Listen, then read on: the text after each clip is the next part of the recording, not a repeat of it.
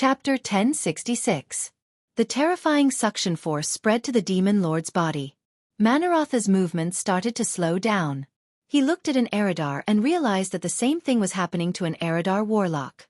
The night elves didn't seem to be affected much, but their movements were getting slower and slower. What happened? He muttered to himself. Manarotha's tail hit the floor heavily, trying to resist this force. Just as he raised his hand that was holding the double-headed greatsword, his eyes suddenly widened. His scaly fur was now translucent. He could clearly see the muscles and bones in his body, and they didn't seem real anymore. Impossible! The Burning Legion's vanguard said in a booming voice. Absolutely impossible. A huge force pulled him up, and he felt like he was rising into the air like a balloon. Then, like a feather, he was sucked into the tornado-like crack in the portal.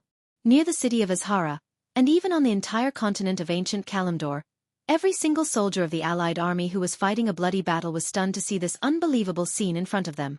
The demons that had been incomparably ferocious just a moment ago, wanting to tear apart everything in their way, were all sucked away. It was as if the enemies they had fought for months and sacrificed countless lives to resist were just a bunch of laughable illusions.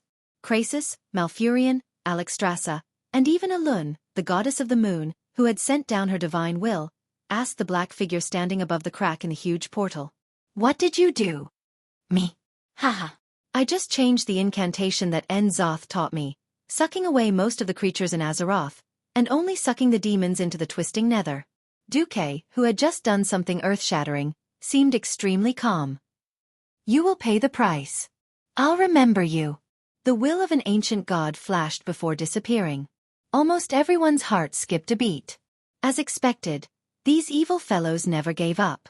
However, to be able to change the incantation of an ancient god, where did this Dukong come from? One had to know that in this era, there weren't many existences who understood the ancient god's incantation, unless they were evil cultists hiding in the dark. Speaking of which, this guy really doesn't have any psychological burden at all. First, he sold out the Burning Legion, then the ancient gods. He was so daring and reckless. I really don't know how to describe this crazy and outstanding spy. At this moment, the teleportation gate was slowly closing. Unfortunately, the well of eternity that had calmed down for a while began to boil again. Xueqi said, I'll leave this place to you. I need to work on the twisting nether. What are you doing? Isra asked loudly. Xueqi revealed the most mysterious and incomprehensible smile. It's rare for me to have such a powerful weapon. How can I vent my hatred if I don't get rid of the Burning Legion? Don't worry, after this, I guarantee that the Burning Legion will not be able to invade Azeroth on a large scale for at least 10,000 years. 10,000 years? What kind of joke was this? Being able to maintain peace for 100 years was already a miracle. Moreover, the main force of the Burning Legion had only been forcefully dragged away, not destroyed. What right did this Dukong have to say such big words? Unless an idea that could not be any crazier began to emerge in the minds of all the experts. Could this guy be? They really wanted to imagine what Xueqi would do, but there was no time. A huge black light began to bloom on the Well of Eternity. A terrifying tremor that seemed to never stop spread in all directions along with the magic power of the Well of Eternity. Kaboom! With a loud noise, a huge crack at least 100 meters wide split the entire city of Azhara in half, and the huge crack was still showing signs of expanding. The powerful magic seal was still protecting the forbidden palace of Azhara, but no one knew how long it would last. Go! The giant dragons descended and rescued the heroes who had been fighting on the ground. Where's Tyrande? Tyrande hasn't returned yet. Illidan yelled at his brother. Malfurion's body trembled. I don't know, will he? The he was referring to was, of course, Xueqi. No one knew what Xueqi was going to do next. Sitting in the control room of the twisting nether, Xueqi gleefully tapped the beat and hummed an unknown tune. He sensed the situation outside and even had the mood to tease Tyrande. Tyrande was so scared that her heart almost jumped out of her chest. Even her body was trembling. Don't worry. This is a super long-distance interstellar teleportation. Even Sargeras, who was the first to come back, would need 5 minutes and 18 seconds. I also specially chose the slowest spatial tunnel for him. If I'm not wrong, he will come back with his subordinates. What if we're discovered by the demons here? Tyrant couldn't imagine how the hundreds of millions of demons here would react if they found out that she and Xueqi were doing this. It's fine. I've already secretly blocked all spatial communications here. I have enough time to do whatever I want. What was audacity? This was audacity to the extreme. Although every hero must have a big heart, but to have a big heart like Dooku, it was truly unheard of and unheard of. Tyrant felt a sense of excitement. It was a thrill that she had never felt in her thousands of years of life, from her childhood to her teenage years to her youth. Illidan was very good to her, and so was Malfurion. However, she had never felt such a taboo excitement from these two childhood friends. Ever since she was young, she had always followed the rules, listened to the sounds of nature, and followed the teachings of the goddess. She was the spokesperson of the goddess, the example of all that was good. She had never tried to play with the Burning Legion, who could destroy the entire world, in the palm of her hand. Walking on a tightrope on a mountain of blades. Dancing on the tip of a blade. Disco dancing at the gates of hell. There was nothing more exciting than this in the world. Her heart was racing, her adrenaline was pumping out adrenaline, and the endorphins in her brain were spreading joy. From the misery, grievance, and terror after being captured to the fact that the situation was about to turn around, and they were about to successfully defend Azeroth and become a special existence beside the great hero of Azeroth. The complex emotions brought about by the ups and downs were indescribable. The more Tyrant thought about it, the more excited she was, and the more afraid she was. Unknowingly, all her thoughts and concerns were placed on this strange man who had once rudely dominated her, gave her despair, and gave her the greatest hope. Ha! We're finally at the last step. Xueqi laughed. Chapter 1067. On this day, in the super void fortress of the Twisted Nether, the demons were discussing the battle situation while waiting in boredom, as if they were celebrating a festival. Haha! I'm going to kill to my heart's content this time. This was what the cruel Dread Guardian said. I'm lacking some fresh experimental materials. Remember to tell the idiots below not to kill all the natives. This was what the evil Eridar warlocks said. No one expected that just as everyone was looking forward to a grand and magnificent victory, there would suddenly be movement in the incomparably huge circular teleportation portal. There was no air in the void, and there was no medium for sound to travel, so there was no sound. However, this scene made every demon who witnessed this scene feel like they were hallucinating. There was a loud bang in their heads. That was an uncountable number of demons. They were all the lucky ones in the eyes of other demons, lucky enough to be the first to rush to planet Azeroth. Now they were all back, in the form of corpses. Most of these strong demons could survive for a long time even if they were thrown into the airless void, into the terrifying polar regions, or in lava. Some demons did not even need air to survive, nor were they afraid of high temperatures and flames. Now, they were all reduced to dust. A hellhound's horn was pressed against the arm of a demon guard. The Abyssal Lord's belly button no longer had a shield-like waistplate hanging from it, but the skull of a female demon that looked like a specimen of Shivala. They were all torn to pieces and mixed into a ball, almost indistinguishable from each other. This is the Twisted Nether. A demon in the Void Fortress said the greatest fear in the hearts of the demons. Yes. Outside the Twisted Nether, no matter how many times they died, as long as their souls did not collapse, they could be resurrected countless times. However, dying in the Twisted Nether, like this kind of demon whose soul and body were sent back together, was dead. There was no possibility of resurrection.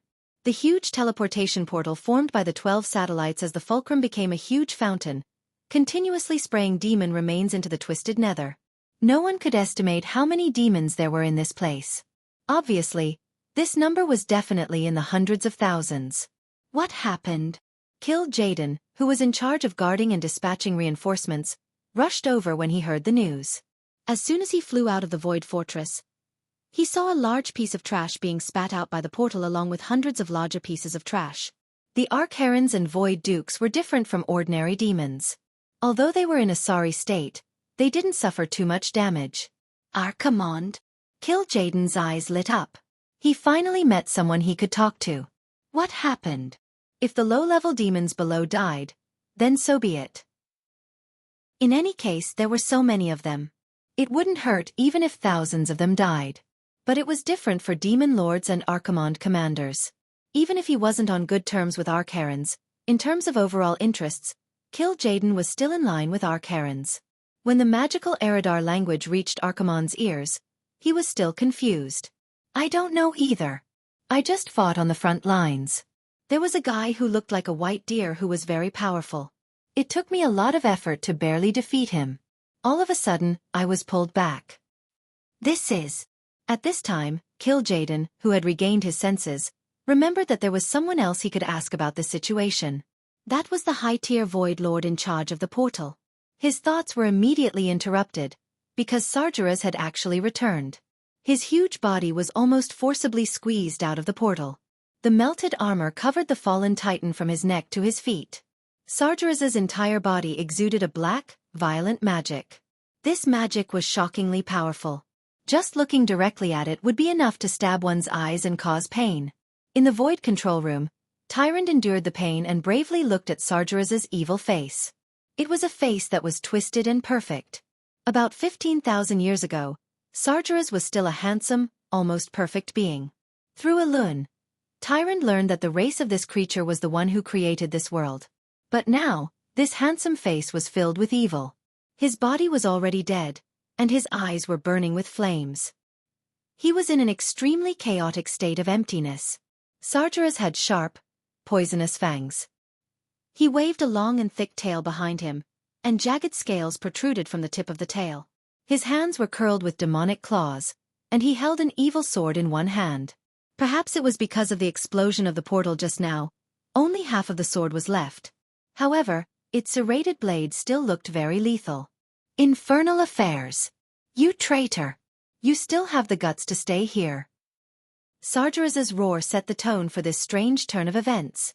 Kil'jaeden and the Eridar twins who were floating in the air turned pale. If Infernal Affairs was really a traitor, then they would also be in trouble. How terrifying was the voice of the fallen titan. Even though they were at least 10,000 meters away, Duque and Tyrant could still feel the terrifying pressure. It was as if stars were crashing into them. If not for Duke blocking the attack for Tyrant with a wave of his power, Tyrant might have died on the spot, her organs exploding into smithereens. With a thought, the dark energy in Duque's body activated a small spell. Suddenly, an illusory projection of Sargeras' size appeared in the void. Over 1 billion demons heard Duque's voice, which was formed by dark energy waves. Haha! Sargeras, why don't you ask me why I'm still here instead of hiding like you think I am? Duque's calmness made the Burning Legion's triumvirate uneasy. This infernal affairs was too scary. He snuck in silently, and like the other lords, accepted the ultra-high purity of dark energy baptism, but kept his heart. He passed all the tests, and with his unparalleled spatial magic, he climbed to the top of the Burning Legion. Why hadn't he left yet? The answer was simple. He must have something up his sleeve. Haha. Let me tell you now, why did I name this portal Mjolnir? Duque's face was dyed with black energy, and a smile that was terrifying even to a demon appeared. Chapter 1068. I don't care what you're up to. Everything is over. You can't betray the Legion just because you want to. Pay the heaviest price for your sins. Following Kil'jaeden's domineering words, the image of something in Kil'jaeden's hand was magnified many times. It was magnified to the point that even Duque and Tyrant, who were thousands of meters away, could see it clearly. It was a lifelike black, translucent humanoid spirit. On the spirit body, a black robe wrapped around this slender and slightly demonic body. It posed in a handsome pose, its face full of complacency, evil, and mysteriousness. Ah! Tyrant exclaimed. She knew what it was. It was Duque's soul. Not good. Tyrant was not an ignorant woman. As the high priestess of the moon goddess, she had more opportunities to come into contact with information about demons. Killing, destroying, devouring bodies, and even souls. Souls were the last thing that demons could get their hands on.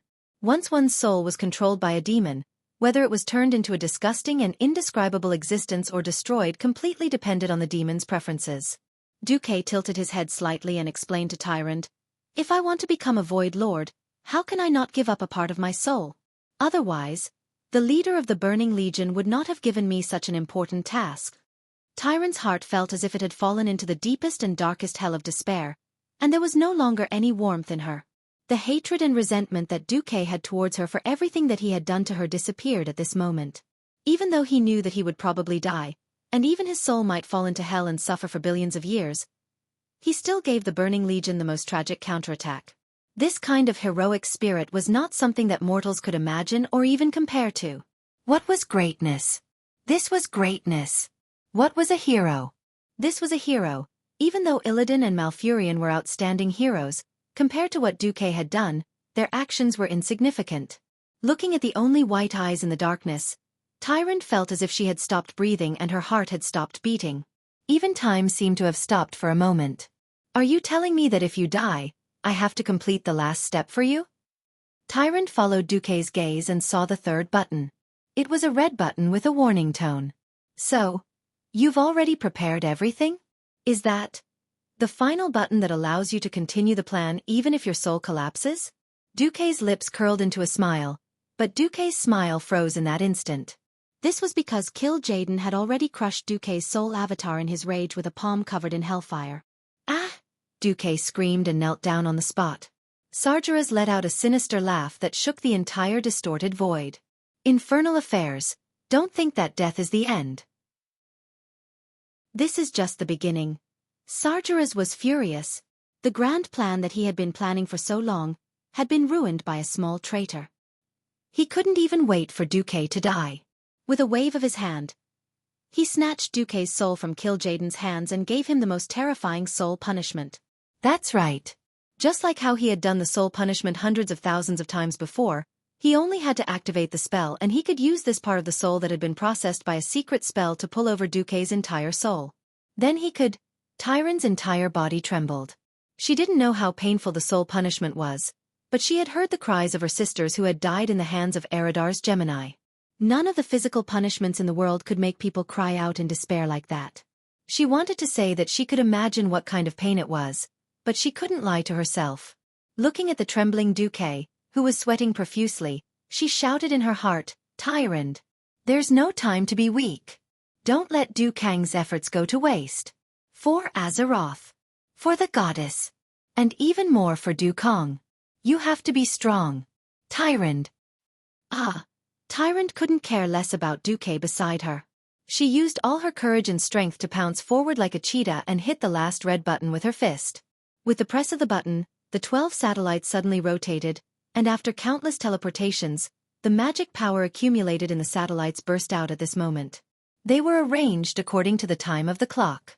The next moment, the magic on all the satellites gathered at the center point.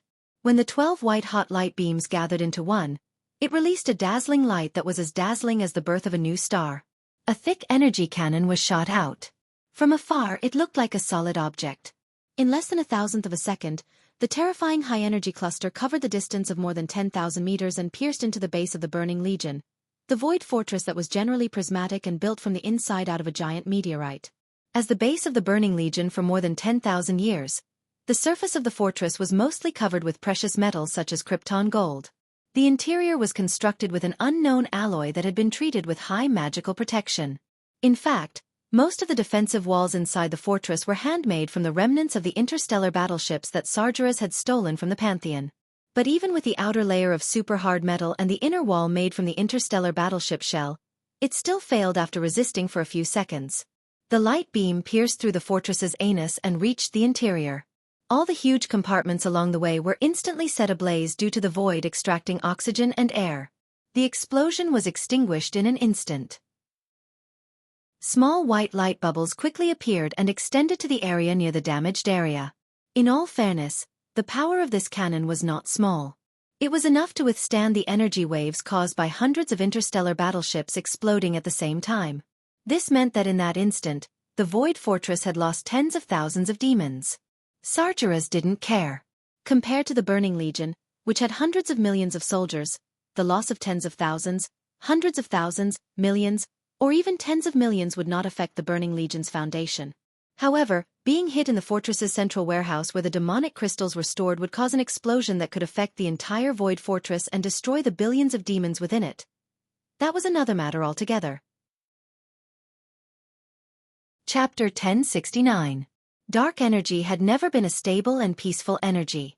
High-purity dark energy crystals that stored large amounts of dark energy were even harder to deal with. The dark energy obtained after destroying countless planets and slaughtering billions of lives was good stuff. But with the Burning Legion's half-baked science, all the demonic craftsmen could think of was to gather the dark energy, separate it into compartments, and store it away from the outside world as much as possible. Who would have thought that once it was hit by high energy, the dark energy crystals would become a more terrifying existence than a nuclear bomb? A super explosion that no one could have imagined happened. The Burning Legion's triumvirate turned their heads, and looked at everything before them in horror and despair. The colossal fortress that they had operated for full 15,000 years, the void fortress that was as big as a planet, and who knew how many billions of demons had been stuffed into it. At this moment, as the explosion spread throughout the entire fortress, one could see terrifying bulges that looked like blisters and lumps on the surface of the fortress. No sound could be heard in the void, but that was what their nerves told the triumvirate. Expand. Expand. Expand again. Anyone could see that the void fortress was done for. 3 long yet brief seconds passed, and the entire fortress burst into the brightest green light. In the next instant, the green light that seemed ready to extend infinitely retracted, forming a black hole that devoured life, matter, and everything around it, even light. No! Sargeras let out the most miserable scream he had ever let out since he fell. Ever since the Pantheon's rebellion, his 15,000 years of hard work had been destroyed in his lair. Tyron stared blankly at the scene on the holographic screen. She was crying, and 2 streams of tears had uncontrollably dyed her face red. She was laughing, because she suddenly felt that the burden on her shoulders since the Burning Legion's invasion had vanished. At the same time, she had accomplished everything she had to do. Du Kong. Hey, do you see that? I fulfilled our wish. The Burning Legion has been dealt a heavy blow. We've succeeded. I'm here to accompany you now. Perhaps, we will suffer eternal torture together. But I don't care as long as I'm with you. At the last moment, Tyron thought of the Stormrage brothers, but she quickly pushed them out of her mind and turned towards Xueqi like a moth to a flame. Turning Xueqi's body over, Tyron began to rain kisses on Xueqi's face like a madwoman. She didn't know when the Burning Legion's Big Three would come to deal with her, but she didn't expect to return to the forest that gave birth to her. She wanted to seize the last chance to be intimate with Xueqi. At this moment, a scare happened. Xueqi suddenly grabbed her waist and scolded, "Stupid woman! Stop kissing me! You're hindering my spell casting." Casting spells? What spell? Tyron, who was in a state of confusion, asked subconsciously. Xueqi cursed. Of course it's to open a portal and run away. If we don't run after acting tough, are we going to wait for the 3 heavyweights to kill us? Ha! What's wrong with you? Tyron was extremely shocked, and then ecstatic. She wanted to ask Du Kong why his soul wasn't taken away. Let's run first. Xueqi jumped into a portal with Tyron in his arms. On the other side, the Burning Legion's Big Three also realized that something was wrong. Oh no! Impossible? How could he? By the time they wanted to stop it, it was already too late. Firstly, they were caught off guard. Secondly, the space around them had already started to shatter. Thirdly, in terms of spatial magic, none of them could compare to Xueqi. The 3 of them, who could destroy a world with just a raise of their hands and feet, could not do anything. They could only watch as Duke, whose soul should have been shattered and whom they could do whatever they wanted to him, jumped up and ran away with a girl. He ran away. That's right. He really ran away. Ah! Sargeras Archimonde and Kill Jaden let out furious heart-wrenching and abnormally twisted roars at the same time. None of the Void Lords dared to go near the 3 heavyweights. They were afraid that they would be destroyed if they offended them. The Eridar twins were terrified as they hugged each other and trembled. They knew that since the infernal affairs had run away, someone else would have to take the blame. They had single-handedly selected the infernal affairs, so they had no way to escape. In the void, everything around them was strange and blurry. Images that had been distorted by time and space rushed towards them at high speed, and then were thrown far behind them. She hugged Xueqi tightly, feeling Xueqi's warmth and heartbeat. Tyron didn't dare to do anything drastic. Because interstellar travel was a very dangerous thing. If she didn't die in the distorted void after completing such a feat, it would be a joke if she ended up hanging in a spatial crack somewhere in the universe. How did you avoid the soul punishment? Unable to suppress her curiosity, Tyron chose to ask the question that had been in her heart for a long time. My soul is a little special.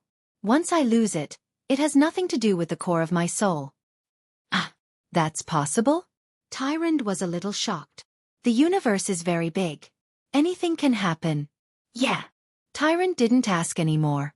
She quietly rested her head on Duque's chest. How did Duque avoid the soul punishment of kill Jaden? Don't forget. Duque was the one and only person in this world who could resurrect himself. His soul was the most special existence.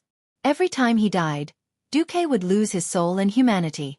Once his soul left Duque, it would be like losing his moral integrity. It would have nothing to do with Duque anymore.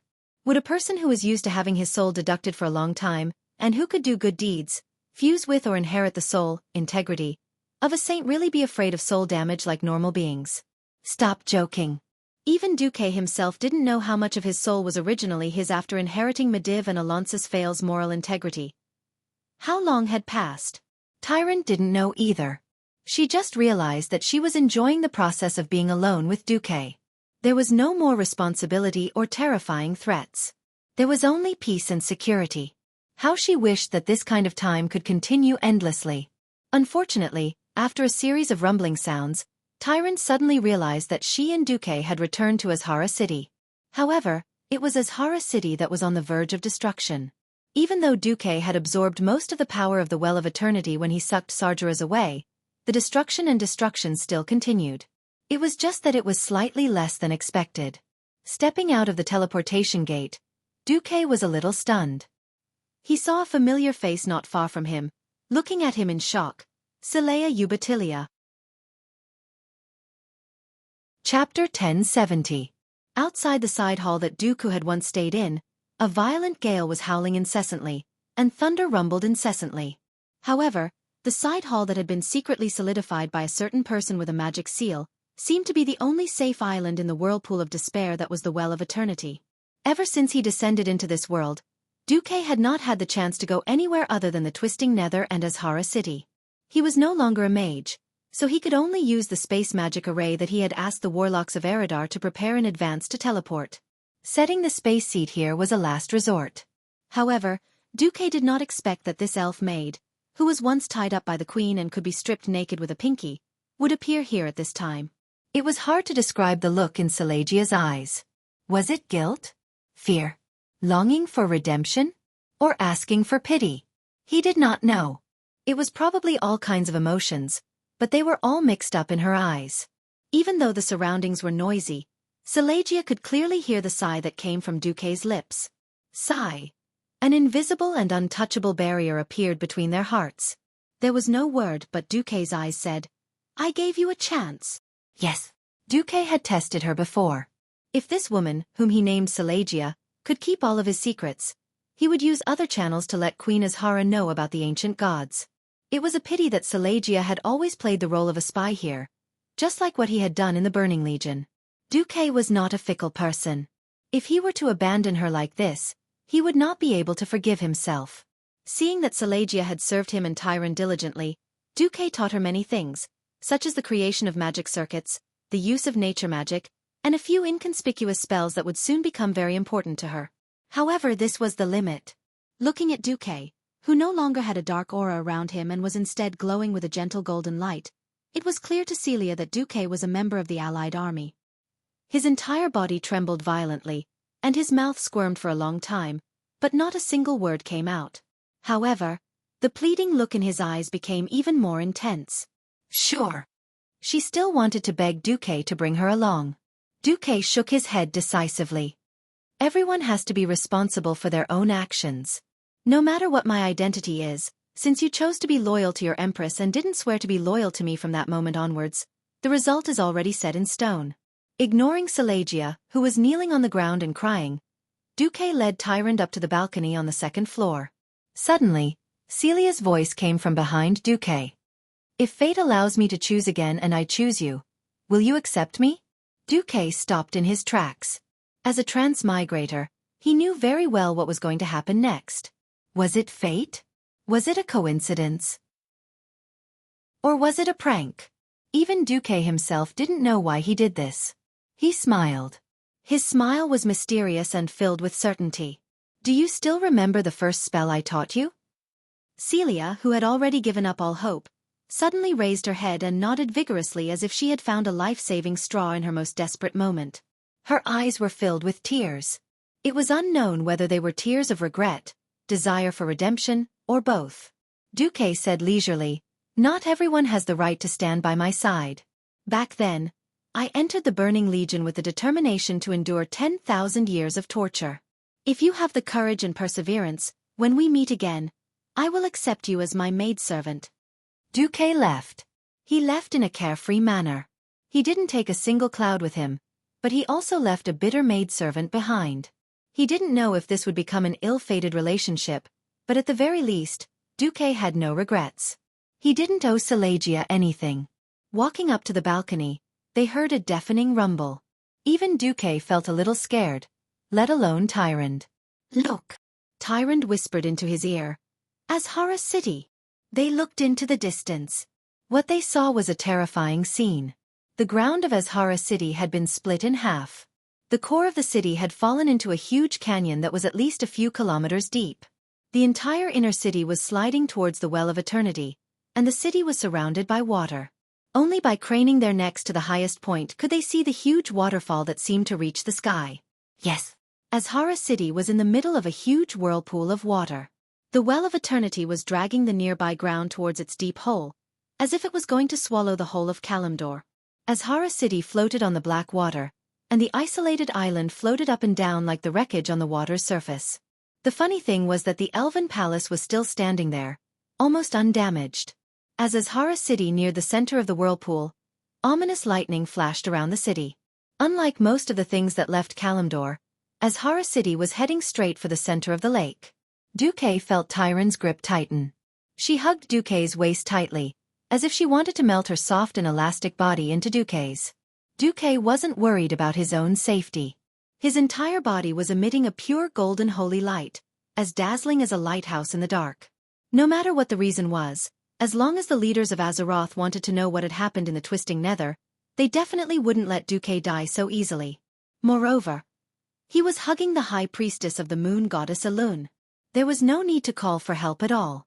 For huge figures of different colors rushed out of the clouds at high speed, falling straight down. The Dragon Kings descended rapidly from the sky and hovered in the air. This was the flying ability of the Dragon Kings. Alexstrasza, Malygos, Isera, and Nozdormu, the 4 Dragon Kings surrounded the side hall next to the Forbidden Palace of Azhara. The Red Dragon Queen stretched her long dragon neck. "There's no time. Quickly ride me." Xueqi smiled and hugged Tyrande. He turned around and rode on the back of the most respected Dragon Queen in the world of Azeroth. The 4 Dragon Kings flapped their wings and stirred up a gust of wind, even blowing away the ominous storms and lightning around them. Seleka's lonely figure stood at the top of the stairs, watching as the Dragon Kings climbed up quickly. Xueqi turned into a small dot and completely disappeared from her sight.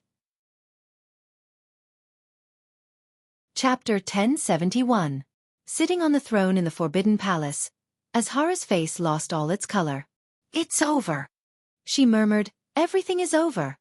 Azhara's maids screamed wildly around her. The queen held an empty wine glass in her hand, unwilling to believe what had happened. She was Azhara, the brightest light.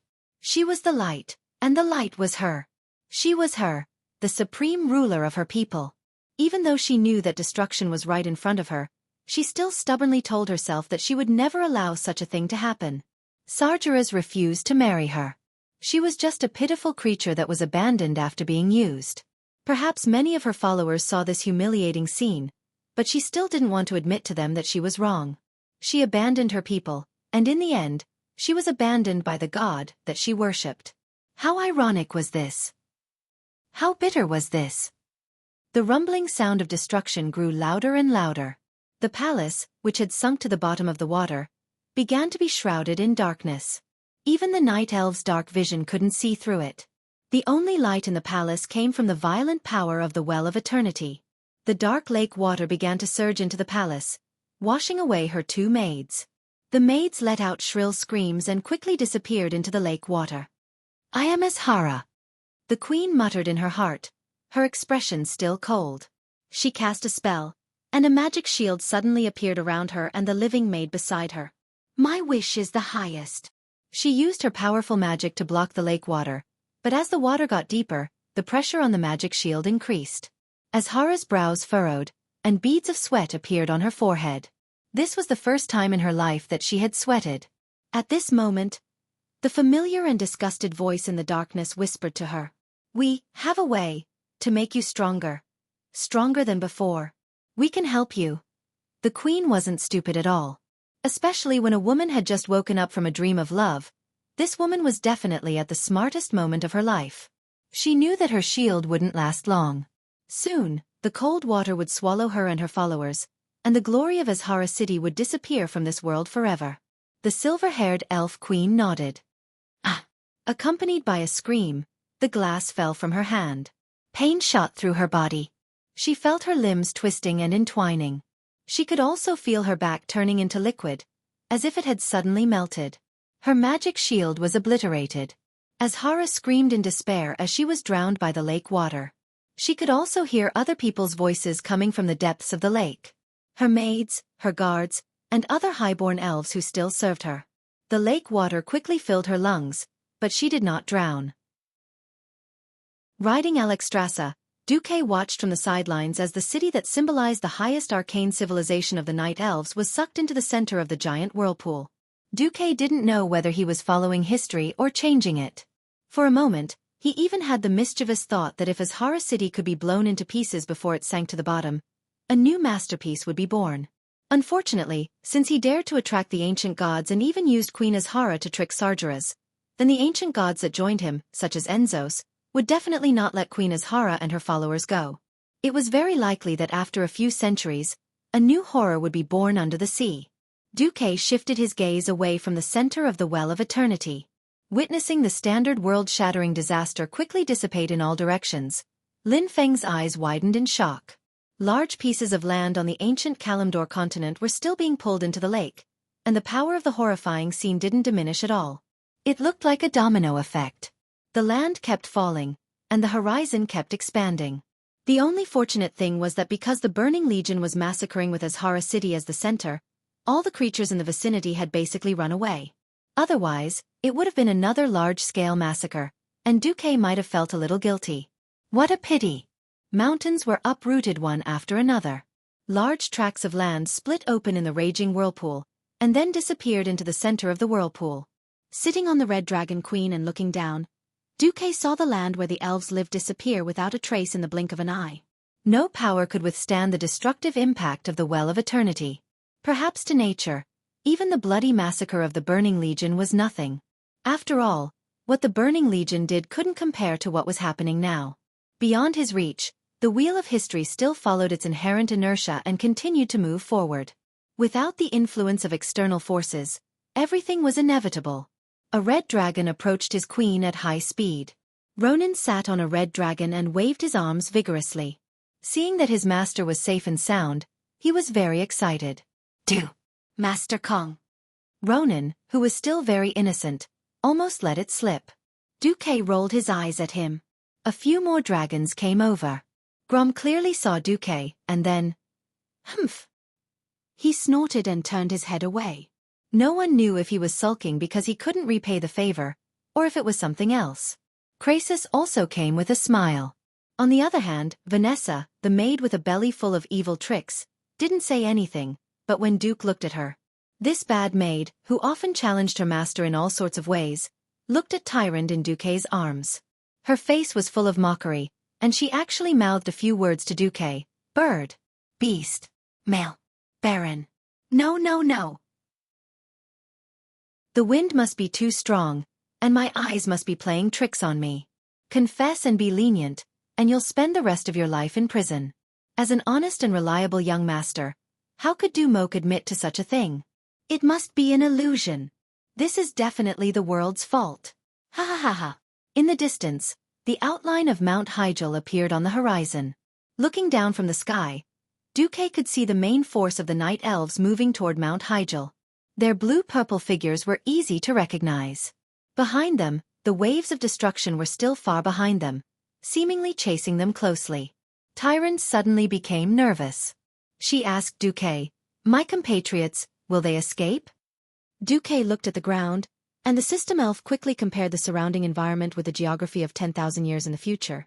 If he didn't make a mistake, this would already be the territory of Durotor in the future. Fraud Duque was very sure. It's okay, the disaster won't reach here. Chapter 1072. Duque's words sounded more like some sort of subconscious comfort, but Tyrant believed him without a doubt. Tyrant no longer had any doubts about Duke's abilities as he was able to teleport the two of them back before the Burning Legion's 3 leaders could regain their senses and go on a rampage. If Duque said it was fine, then it was fine. Her heart, which had just started to waver, quickly calmed down. Mount Hyjal was getting closer and closer. As another base of the Night Elves' nature faction, Tyrant felt reassured every time she came to Mount Hyjal. Suddenly, Tyrant heard the goddess's voice. My child, you've worked hard. Can I trouble you to persuade your companion to come to Mount Hyjal? Tyrant hesitated when she heard this. She had heard from Malfurion about a few mysterious powerhouses. Including Dukong beside him, there were a total of 3 humans. These were humans who were completely different from the humans of Kalimdor. They were powerful, mysterious, proficient in all kinds of spells, and had battle techniques that even the best night elf thieves could not master. No one knew where they came from. When they were dealing with the Burning Legion, they obviously had a common goal and naturally formed an alliance. But what about after that? Goddess Elune is looking for you? Duque suddenly asked Tyrant after sensing the goddess's power. Yes, if you don't mind. The goddess hopes that you can go to Mount Hyjal. Tyrant asked carefully. In her days, she seemed to have become that helpless slave girl again. Duque laughed. Heh, just nice. I also have something to ask Goddess Elune for help. Since both sides had the same wish, it was easy. Tyrant heaved a sigh of relief and continued to sit behind Duque. She hugged Duque's waist and pressed her Mount Hyjal against Duque's back, just like she had done in those days when she needed comfort the most. Unbeknownst to Tyrant, a few hundred meters behind her, a pair of brothers were staring at her from atop 2 dragons. Illidan shouted in his heart. No. It can't be like this. It shouldn't be like this. Tyrant is mine. At the very least, she would be Malfurion's. How could a jerk suddenly appear and take her away? These voices lingered in Illidan's mind, telling him of the unimaginable. Yes, there was a time when he was jealous of his brother, but he couldn't imagine doing anything that would hurt Malfurion, such as cutting off his left arm. But at such a time, he could not control his thoughts, and felt that this unthinkable thought of his was somehow a comfort to him. If the one who stole Tyrant was her brother, at least the pain of losing her would be slightly alleviated. Deep in his heart, Illidan still hoped that Tyrant would turn back and abandon the human spy who had once served Kil'jaeden. Perhaps there was still a glimmer of hope. Given time, Tyrant would realize that the two of them were more outstanding than the infernal affairs, and he was more outstanding than his elder brother. Perhaps to many couples, Tyrant's current actions were undoubtedly the greatest betrayal of their feelings. Perhaps, many men would turn their love into hate because of this. But at this moment, Illidan, who was wearing a green turban, and his elder brother Malfurion, who was wearing the traditional green hat of the Druids, looked at each other and saw that they did not regret their choice. Of course, he chose to forgive her. Yes. As childhood sweethearts, this was an inevitable choice, however. Compared to his elder brother who was prepared to do nothing, Illidan had a more radical approach. He secretly pinched his chest, where there were a few bottles of well water from the Well of Eternity. This was not the water that flowed into the magic vein and was diluted by the river water. This was the purest well water from the Forbidden Palace of Azhara. If I do something like this, Tyrant will definitely look at me differently, Illidan silently told himself. Dragons were the fastest flying creatures in this era. Not long after, the 4 Dragon Kings arrived at the peak of Mount Hyjal. It was only when the magnificent temple of the Moon Lady entered her vision that Tyrant realized that she had returned to her own life. That's right. Unless the goddess changed her mind, she would once again become the beautiful high priestess of the temple of the Moon Lady that countless people looked up to and worshipped. Tyrant. High priestess. Tyrant could already hear the cheers of the Elune sisters below.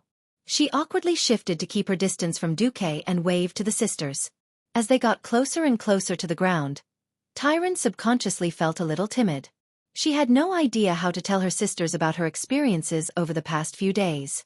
She did not know what the goddess of Elune had told her sisters, but it seemed that the sisters did not have a bad impression of her because she had been captured by the demons. Instead, their eyes were filled with fanatical worship. Tyron did not have time to ask, because after she and Xueqi were put down, the 4 Dragon Kings quickly transformed into their human forms. They urgently needed a meeting to understand the situation of the Burning Legion. Alexstrasza walked at the front, followed by the 3 Dragon Kings, Xueqi, and finally Tyrande, Ronan, and the other transmigrators who walked behind Xueqi. Many ancient dragons also turned into human forms and guarded the perimeter of the Temple of the Moon Lady, preventing anyone from getting close. It was originally still daytime. The moment Elun's descended, the sky above the central hall of the Moon God Temple turned from day to night. As the bright moonlight filled the entire hall, Xueqi could feel the will of the goddess turning into a large ball of gentle light that enveloped him. "Hello, expert from another world. May I ask what name I should use to address you? Infernal Affairs? Or Mr. Du Kong?" Elun's voice was gentle, and it was easy to associate her with the role of a mother. Xueqi bowed and replied respectfully, "A name is just a code. We have our own difficulties that we cannot tell you our real names. Please forgive us. So if possible, please call me by my fake name, Du Kong." "All right, Du Kong. First of all, thank you and your friends for choosing the side of Azeroth in this war. We thank you on behalf of the billions of lives in Azeroth." An illusory white humanoid woman covered in white light appeared, looking like a marshmallow. But there was no doubt that it contained Elun's will. Elun bowed to Xueqi. Not only her, but the 4 Dragon Kings, including Alexstrasza, also bowed to Xueqi. Chapter 1073. This. Ronan was a little incoherent, Krasis was extremely excited, and even Lord Hal was a little embarrassed.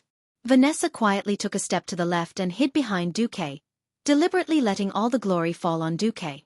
Only Xueqi, the one and only Xueqi in the world, calmly accepted all of this under Tyron's surprised gaze. Xueqi did not think that there was anything wrong with this. After all, in the game, he was the man who had killed the true god Si-Thun and held the chicken drumstick Atish. This was a habit that transmigrators naturally developed, and when faced with a grand occasion, it seemed more imposing and imposing. This was a gift from a true god and 4 demigods. Tyrande covered her mouth in shock. Xueqi did not know that because of his unintentional action, Elun and the 4 Dragon Kings had a higher opinion of Xueqi. After all, if Xueqi was the kind of person who relied purely on scheming to ruin the Burning Legion, he would not be worthy of their heartfelt respect. But if he was a true hero who dared to bet his life and soul, fight for the world, and suffer all kinds of humiliation to finally drive away the enemy, it was a completely different matter. An existence with this kind of spirit was worthy of being worshipped by everyone no matter where they went. Phew! Elun admired Xueqi very much. After letting out a light breath, she said in a very calm tone, "The other beings in the world of Azeroth and I would like to know what happened in the Twisted Nether. My child Tyrande will not hide anything from me. But we would like to know the process from your point of view." Xueqi tilted his head slightly. "Let me be clear. I am referring to you letting go of part of your spiritual world, and not just repeating it verbally. We have no intention of prying into your privacy, and we also know that this is very rude. In exchange, you can also state your request in advance, and we will do our best to satisfy you." Alexstrasza also chimed in. "Please do not treat this as a transaction. As a token of appreciation for your help in Azeroth, we have prepared a big gift for you. Let me stress that this is a friendly exchange. It's just that if you're willing to show us your memories, we'll give you more generous gifts. If you agree, we can give you as much as we can." As soon as she finished speaking, the 4 Dragon Kings took out the gifts they had secretly prepared and placed them on their palms. Every item was priceless. There were equipment and tools. For example, the Red Dragon Queen pulled out a translucent, illusory list for Xueqi to choose from. "I agree," Xueqi replied. "But before that, I would like to change my request to everyone." The moonlight avatar of Elun made a please gesture. "Lady Alexstrasza, I want your life blessing. Bestow upon the 5 of us that we can control with our own will and possess powerful regenerative abilities." "Sure." "Master Maligos, I want copies of all the magic manuscripts of the 5 elements: fire, frost, arcane, light, and darkness." "Yes." "Sir Isra, I want to construct the principles and tactics of the dream world. No problem. Sanos dormu I wanta. At this point, Xueqi suddenly switched to the draconic language, which was even more ancient. This shocked everyone present. Nosdormu nodded. Lastly, Goddess Elune. My request will be made after I show you my memories. With that, Xueqi opened up his mind and showed Elune and the 4 Dragon Kings what he had seen and heard in Azeroth 10,000 years ago. However, Xueqi cleverly divided his mind into layers. He only showed them what they wanted to know on the outermost layer. Everything that involved his privacy was blurry and dark. There wasn't even any sound. Tyrant, who was standing behind Duke, had also entered the dreamscape that Isra had created for her. She watched the video, and her heart, which had been hanging in the air, finally calmed down. If even the bits and pieces of that ridiculous period were shown without reservation, it would be a shameful play and the cruelest public execution. If this was shown, Tyrant would probably have no choice but to commit suicide. Xueqi's display also made the few big shots in Azeroth smile bitterly. They began to understand why Xueqi could actually hide from those demons who were good at playing with people's hearts and prying into their souls. Of course, they understood what they wanted to know, but they didn't miss out on anything else. In order to trick the Burning Legion, Elune did not hesitate to lose a high priest. Now it seemed that Elune had profited greatly from this matter. Of course, the temporary death of her husband Malorn was another matter. In the dream world outside of Xueqi's perception, Elune, the 4 Dragon Kings, and the demigod Cenarius, who had not made it back in time, were having a small meeting. Can it be trusted? Maligos asked impatiently. Among so many big shots, he was the one who suffered the most. Not only did he hate Nesario, but he also hated the Burning Legion. At this point in time, he was already so paranoid that he was going crazy. When he had the time to go find his recently dead wife, Syndagosa, and touch her resentment, he should have fallen into madness just like in history. 5 billion demons. 450 void lords. Such an exaggerated battle record. I almost thought it was fake. Nosdormu smiled bitterly. Xueqi's system Elf's detection was the best in terms of the living, but in terms of detecting spirits, it was inferior to these gods and demigods. He also didn't know that he had done such an exaggerated job. Hee. Did you guys sense Sargeras's unwilling will wandering outside the planet's space barrier? Alexstrasza laughed. It's true. Elune made the final decision, and the other demigods no longer had any objections.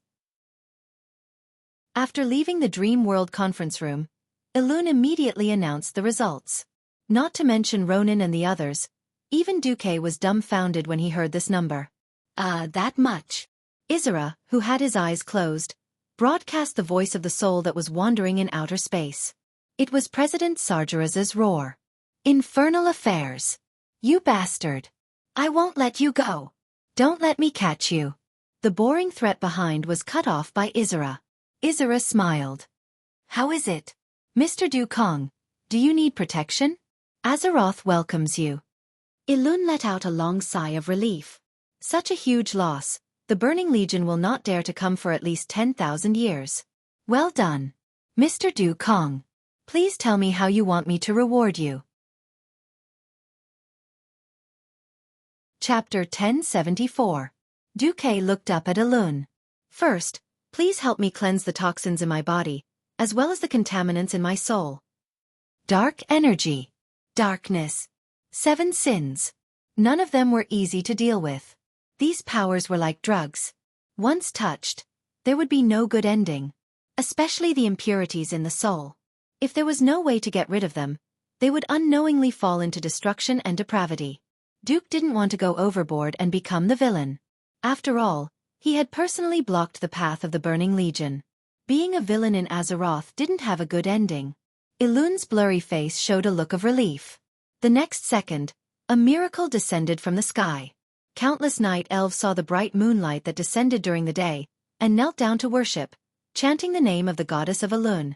The gentle moonlight seeped into Xueqi's skin and entered his body through his pores. It then gathered in his meridians, forming a seemingly gentle but actually turbulent current. It began to cleanse the impurities and evil substances in Xueqi's body. Blarg! Xueqi suddenly made a retching motion. Tyrant was quick to react. She quickly pulled the silver basin from the statue in the hall, and placed it in front of Xueqi. Xueqi could no longer control himself and vomited. Blarg. Blarg.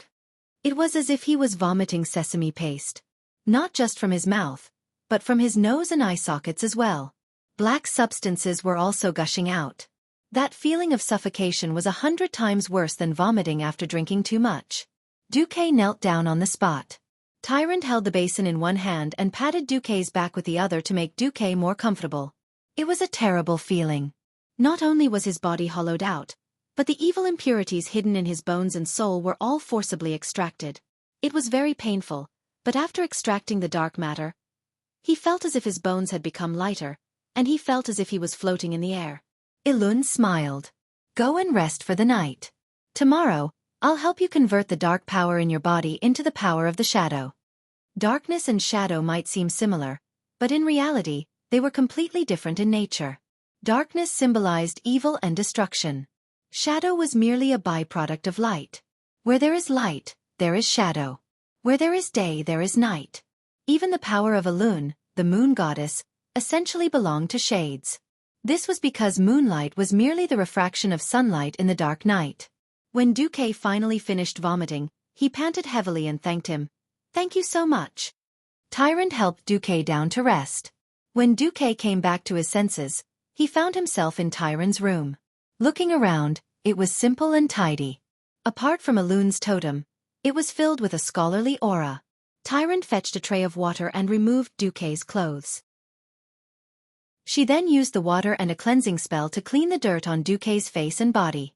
For the sake of convenience, she even took off her priestess's robe.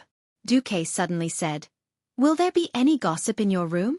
After all, you are the high priestess." Tyrant's face, which always carried a holy aura, was filled with a faint smile.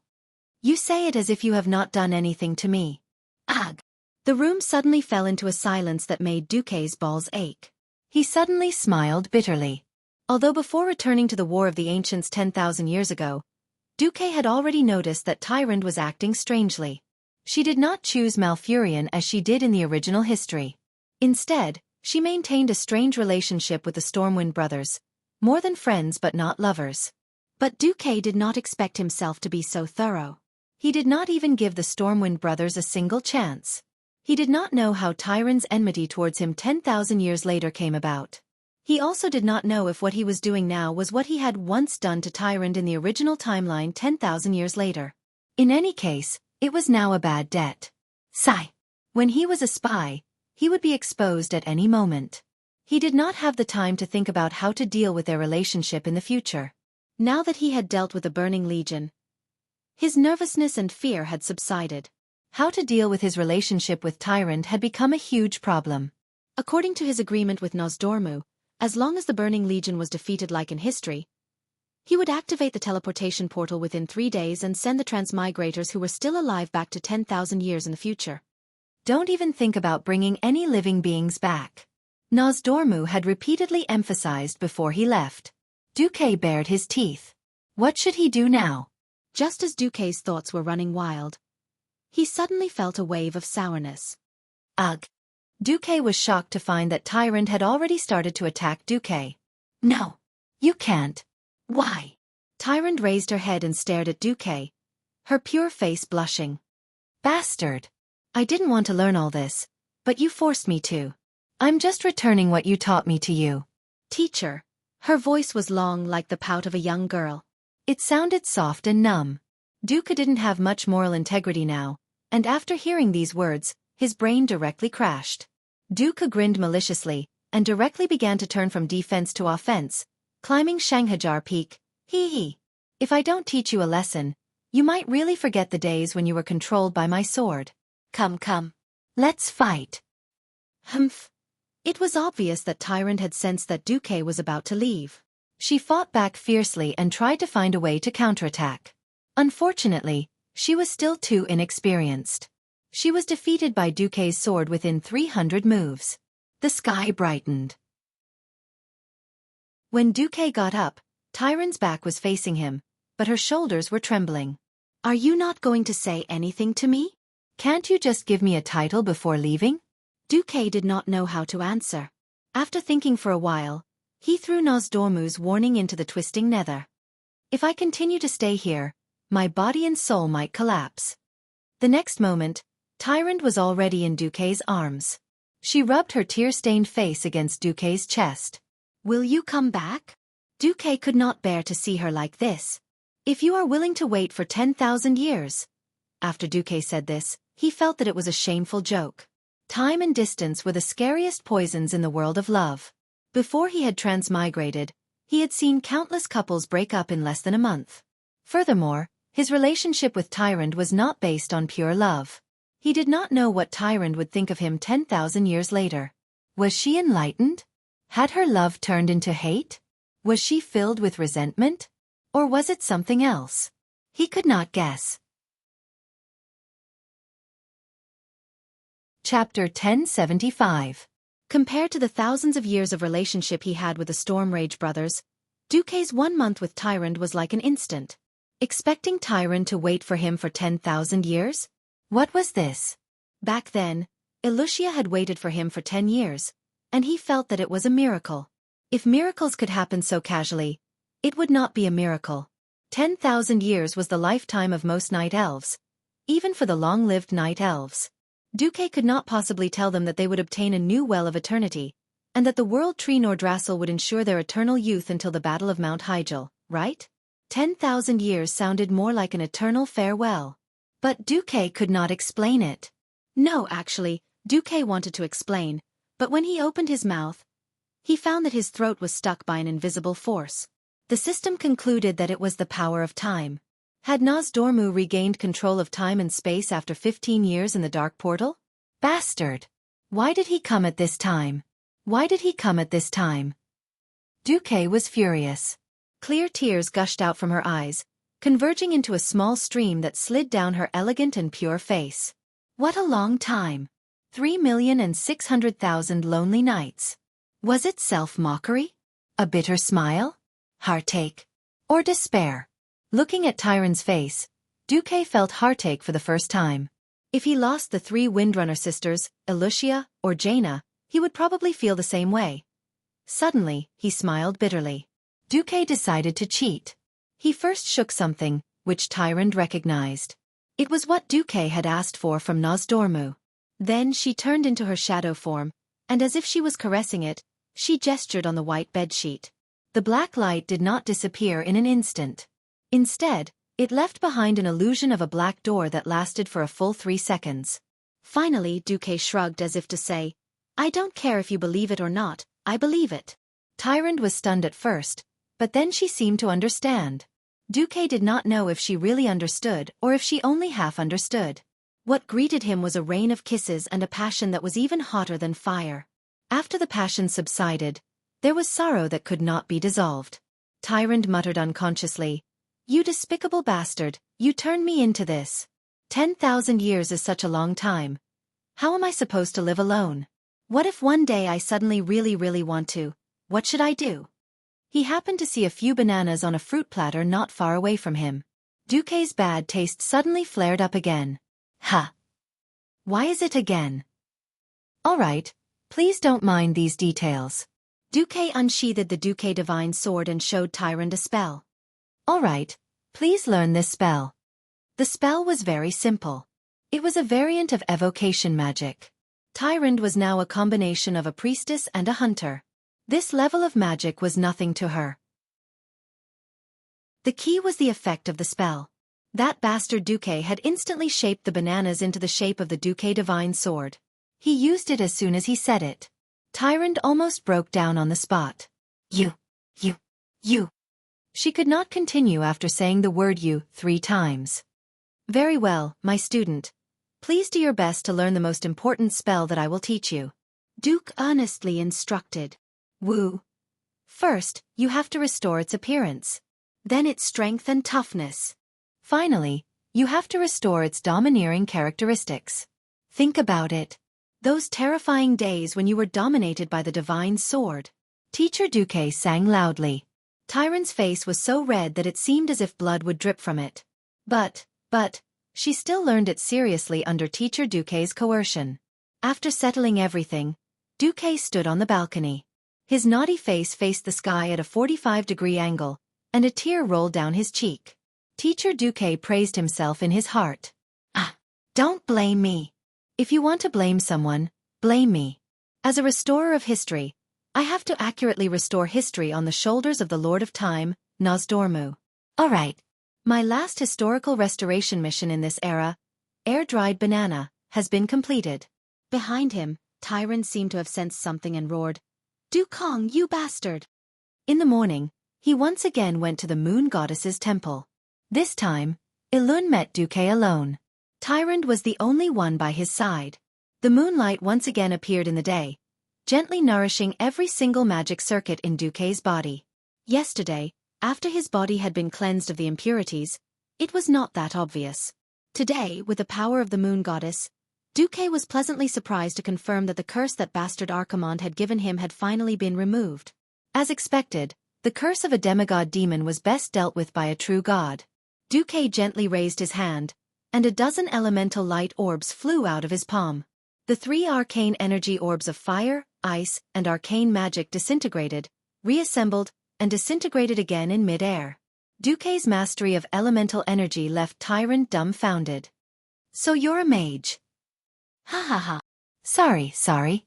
I was injured and cursed, and my magic circuits were thrown into chaos. My abilities as a mage were completely sealed. Thank you, Goddess Elun, for your help. Without you, I would have been a priestess for the rest of my life. Humph. Isn't being a priestess good? Tyrant was a little petulant. Not really. Do I have to tell you that every healer in my world has the heart to deal damage? Elun looked at Tyrant, who was like her own child, teasing Xueqi, and suddenly felt very comforted. If she forced Tyrant to sacrifice herself and ended up with a bad ending, she would never forgive herself. At that time, she had lost all hope and used her precious divine power to protect Tyrant. Fortunately, this man called Dukong had appeared out of nowhere. She knew a lot about Tyrant and the Stormrage brothers. But there was no other way. This was the best outcome. It was just that Tyrant would probably have to suffer. Xueqi and Tyrant also realized that they had gone too far. After fooling around for a while, they regained their composure. Elun continued, 4 of the items you obtain from Sargeras cannot be converted. They will bring you the deepest depravity. Then please destroy them for me, goddess. But Xueqi's heart was itching. It wasn't easy to get equipment from Sargeras, but most of them couldn't be used. Alright, I remember that there were 5 boxes in total. Elun's blurry avatar smiled. Thank goodness. And this one is the most compatible with my attributes. I can handle it for you. Xueqi looked at it, and his heart almost flew out of his chest. Moonlight Chalice. Chapter 1076. The Moonlight Holy Grail wasn't very famous among the players, but that wasn't the point. The point is, all you need to know is that it came from Sargeras. In the future, it would be brought into Sargeras' tomb, and could only be obtained from the Moon Sisters. In essence, this was an accessory for healers. However, after being personally adjusted by the moon goddess, Elun, its attributes had changed greatly. The basic attribute of the entire accessory was intelligence, but it was a ridiculously high intelligence bonus. How high was it? For a radiant moon wizard, it was about 1,000 stories tall. Even Duke, a Breaking Dawn archmage, was forcibly raised to the level of a rank 3 Breaking Dawn after enjoying the additional magic circuits. He wasn't even at the peak. Xueqi absolutely believed that this item, which should have only appeared after the 7th version of the game, would definitely last him until he reached the demigod stage. Apart from the intelligence bonus, the special effect of the Moonlight Holy Grail was also very amazing. When activated, it would grant haste in the day and critical strike at night. What an interesting piece of equipment. Duke, who had originally come to the ancient war with the intention of working to repay his debt of gratitude, was truly overjoyed. Ha ha ha. Thank you, Goddess Elun. Thank you. Xueqi bowed 3 times in a row in a rare moment of obedience. Compared to Shaman's huge gift bag, Kill Jaden's gift was only average and within expectations. Even so, Xueqi finally managed to gather a full set of equipment that should have been at the Sunwell Highlands level in the future. Paired with the Wings of Death and Shaman's Moonlight Holy Grail, he was armed to the teeth. Of course, Xueqi wouldn't neglect Tyrant, and gave her a set of priest equipment. Those who stepped into the realm of heroes were all very powerful. For example, Tyrant was a huntress and a priest, at the same time. In theory, she could wear chainmail like a hunter, but considering that her most lethal skill was the divine arts, her attire was more inclined towards cloth armor. In the War of the Ancients, many demon lords had been killed. Unfortunately, Ronan and the others were all fattened up on Mount Hyjal, and basically didn't care about them. In the end, only Krasus changed his equipment. The problem was that this guy was a dragon. Dragons were the race that hated equipment the most. Their own scales, claws, and dragon breath were their strongest equipment. 3 days after the end of the Primordial War, it was finally time to part. Whether it was Ronan, Krasus, Grom, Vanessa, or Duke himself, they all felt like they were in a trance. Not to be tolerated by the world. Does not exist in this world. The world was rejecting Xueqi and the others, rejecting them. The indescribable feeling of the heavens and earth pressing down on them made it hard for them to breathe. On the balcony of the Elune shrine, Elune's incarnation led Isera and a group of demigods, while Tyrant led Malfurion and a group of mortals. They stared at Xueqi and the other four. They had only known each other for a short period of time, but everyone knew that without these mysterious and powerful helpers from afar, this earth-shattering battle would have ended with the Burning Legion's complete victory. This was especially so for this mysterious Du Kong.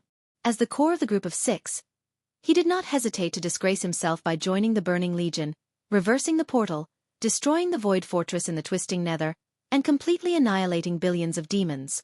In one fell swoop, he established at least 10,000 years of peace in Azeroth. Until now, no one asked where the group of 6 came from. Everyone had a common goal: the Burning Legion. It was enough to understand this. Misty rays of light began to appear on the bodies of the remaining 5 people. It was as if a mysterious existence was using an eraser that could erase everything in the world to gently erase their majestic figures. Starting from their hands and feet, signs of disintegration began to appear. Alexstrasza and Isera simultaneously looked at Nozdormu, who was silent, as if they had seen through everything. Tyrant stood at the front of the group, her hands clasped tightly between the 2 Mount Hyjal peaks. This was the only way she could feel her intense heartbeat through her fingers. For the past 2 days, she had made use of every minute and second to be with Xueqi. She completely ignored everything else around her, including the Stormwind brothers' gazes. Before the final moment arrived, she had said all that needed to be said, and done all that needed to be done. She did not want to say goodbye. Even though she knew that the outcome could not be changed, she still could not control her emotions. At this moment, Elune's incarnation gave Tyrant a light push. "Go, my child." Without hesitation, Tyrant pounced forward, but when she opened her arms and crossed them, all she could see was an illusion. The last thing she saw was a face that only she could see, a face with a bitter smile. This was Du Kang's true appearance. He was not as bad as she had imagined, nor was he very handsome, but he was very much like you.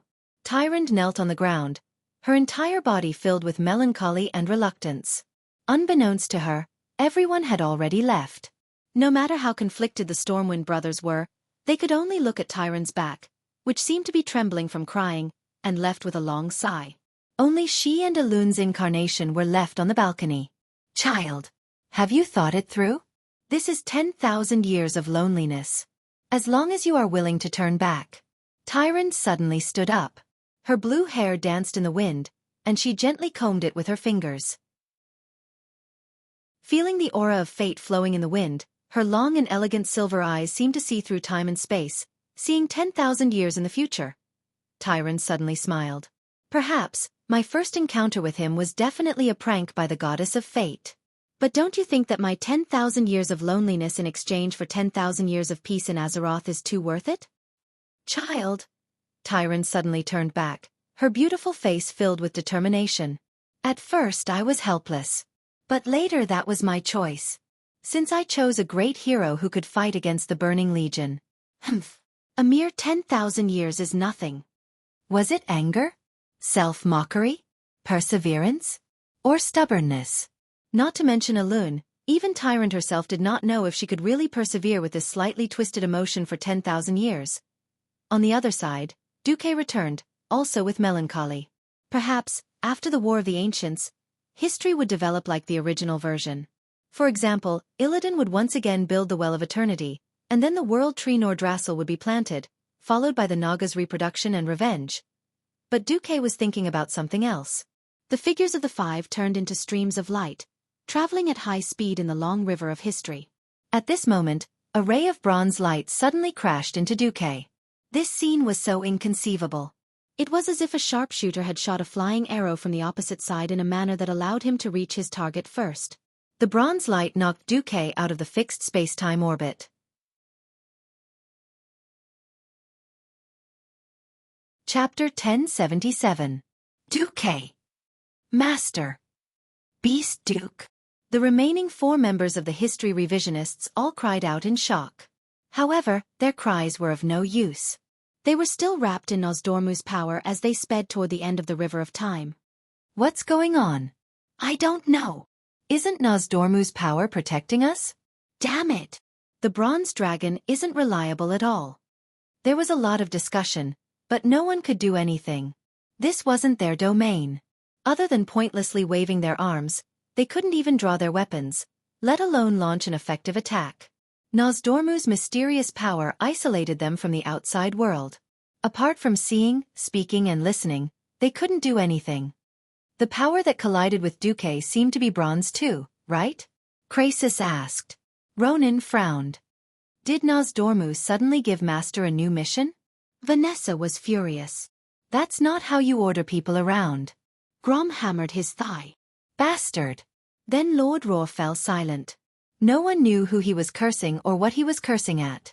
At this moment, in the void of the time crevice far behind the 4 of them, Duke was staring at a huge bronze dragon in the air. Hello, Duke Marcus. I am Andam, a subordinate of His Majesty Nosdormu. The bronze dragon lowered his head slightly to show his respect. Duke didn't even lift his eyelids, as if he was in a half-awake state as he sized up this huge bronze dragon. I'm sorry to interrupt your return. There's an emergency. Time and space are in disorder again. His Majesty's command. You, Duke Marcus, are to head to the point of disorder immediately. Help the founding Emperor Sorodin and the High Elves defeat the Trolls during the Troll War 2,800 years ago in your original timeline. Help him build the Arather Empire. With that, a green light flashed in Andam's hand. A magic scroll appeared in his claws, and he handed it to Xueqi. It was clearly an order. Xueqi frowned. Let me have a look. Yes, the situation is urgent, so there's no time to explain. Please take a look at the order book for the specifics. I'll open the time passage to the Troll War right away. Then, after seeing Xueqi take the scroll, Andam began to cast a spell. His dragon claws, which only had 3 fingers, cooperated with the spell and made all kinds of complicated gestures. Soon, a hazy and illusory portal was about to form. At this moment, without any sign or reason, a thin golden sword pierced through the gap between the scales on Andam's back. It extended to the length of a spear and came out of Andam's chest. Andam let out a shrill roar and swung his tail at the ambusher who had injured him. The dragon's tail, which was strong enough to shatter mountains, missed. He covered his chest with his left claw and twisted his neck. Only then did he see the ambusher, Xueqi. With Ice Queen in his left hand and Gandalf, the legendary sword of the white-robed sword saint in his right, Xueqi had a mocking smile on his face and stared at Andam maliciously. Duke Marcus, how dare you hurt me? Do you know what you're doing? You're challenging His Majesty Nosdormu. Are you declaring war on the entire Bronze Dragon race? Andam roared. Xueqi was unmoved. Instead, he sneered. Pretend. Keep pretending. You're just a stupid eternal dragon, and you want to fool me? Andam's face suddenly darkened. No. His whole body began to turn black. The wounds on his body were healing at a high speed, and his body began to expand rapidly. In less than a second, his entire body doubled in size. As a mortal, Duke Marcus, you're amazing. You actually found out. May I ask, how did you find out? In terms of appearance, Andam was still a bronze dragon, but his color had completely turned into a deep and terrifying ink black. Xueqi tilted his head. From the moment I was thrown into the twisting nether for no reason, I realized that someone wanted to kill me. And this guy is a super strong person with the power to interfere with the timeline. At first, I thought it was an ancient god, but then I locked my target on the eternal dragon body. Humph. Mortals don't know about us. Even Nosdormu doesn't know much about us. But I do. Duque interrupted Andam with unspeakable pride on his face. Yes, this was also the pride of a transmigrator. As if choked to death, Andam laughed crazily. Stupid guy, do you think you can fight back? You have no chance. Idiot. Look at what you have in your hand. Duque waved the magic scroll in his hand. You mean this thing? Sorry, the whispers inside are useless to me. This time, Andam's expression finally changed. Impossible. Duque's face was full of the smile of a victor. The whispers of the ancient gods are indeed powerful. But that's only for you silly dragons and other mortals. As for me, hee hee. Really hee. Although Andam couldn't grasp the essence of the word hee, Duque's expression almost drove him crazy. That's right. That's the expression. Whether it's you eternal dragons or Sargeras, I like to see you sad and indignant, and want to kill me, but can't do anything about it. Duque was smug. He also had the capital to be smug. There was nothing more satisfying than throwing the opponent into a trap that he had set himself after he had broken the game. The whispers of the ancient gods? Yes. It was indeed powerful. Unfortunately, the whispers had a prerequisite, and that was to directly affect the deep subconscious of the victim. But ever since Duque had infiltrated the Burning Legion, he had been dividing his spiritual sea into layers and using the system to simulate a seemingly independent spiritual world in the shallowest layer. And from beginning to end, Duque couldn't speak the language of this world. Almost everything needed to be translated by the system. After Duque's special instructions, the whispers of the ancient gods became like this. Have you finished your homework? Your mom is actually an orc. Your dad something Marcus found a Tauren as a mistress. Your brother Sal heard that I came back safely and decided to go to the temple to do a striptease.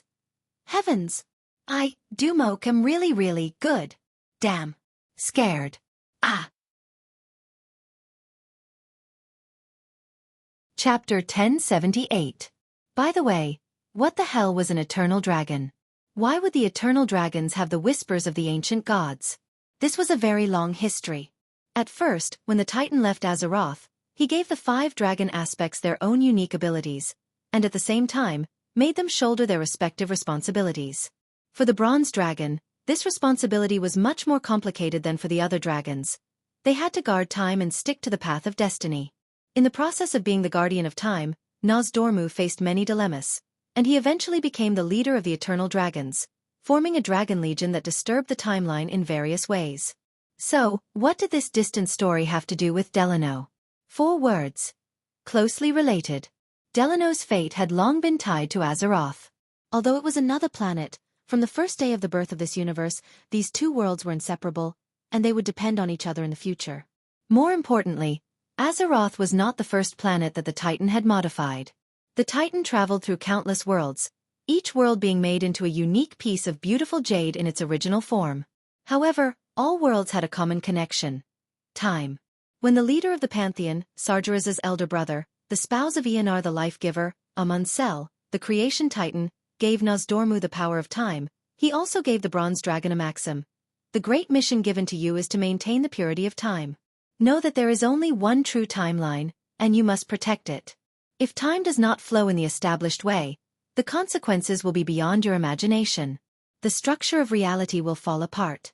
This is a heavy task, the foundation of all tasks in this world, because without time, there is no life. There was only one true timeline, not only for Azeroth, but also for the entire grand universe. So did parallel times exist? Of course. Moreover, the parallel time was constantly threatening to jump to the real timeline. If there was enough time power, a character could jump from a broken timeline to another time, and various effects would occur. For example, Sar was likely to be sold as a slave and then died in the arena. Another example was for Neltharion to pretend to be Lord Presto and successfully kill Tyreenas to become the leader of the Alliance. All of these characters exist, and all of them are living beings. Some malevolent and terrifying, others noble and righteous, depending on the direction of their timeline.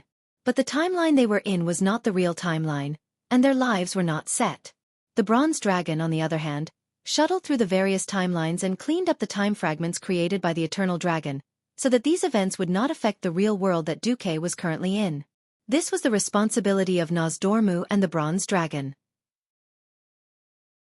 At first, when Nozdormu obtained the power to transcend time, he also knew how he would understand his life. Was this an unnecessary move? Of course not. This was to tell Nozdormu that even after obtaining the power of time, he would still reach the end, death. When there is life, there is death. When there is a beginning, there is an end. Everything is like this. As such, Nozdorm understood the need to protect the true timeline, as he could see what was happening in other timelines. However, in a certain timeline, Nozdormu was influenced by the whispers of the ancient gods, became Nozdor, and established the Eternal Dragon Army. The purpose of the Eternal Dragons was to change the fate of the world and destroy the real timeline, the timeline that Xueqi was in. Although Xueqi himself wasn't sure if the timeline he had transmigrated to was the real main timeline, but since ancient times, humans were mostly self-centered creatures.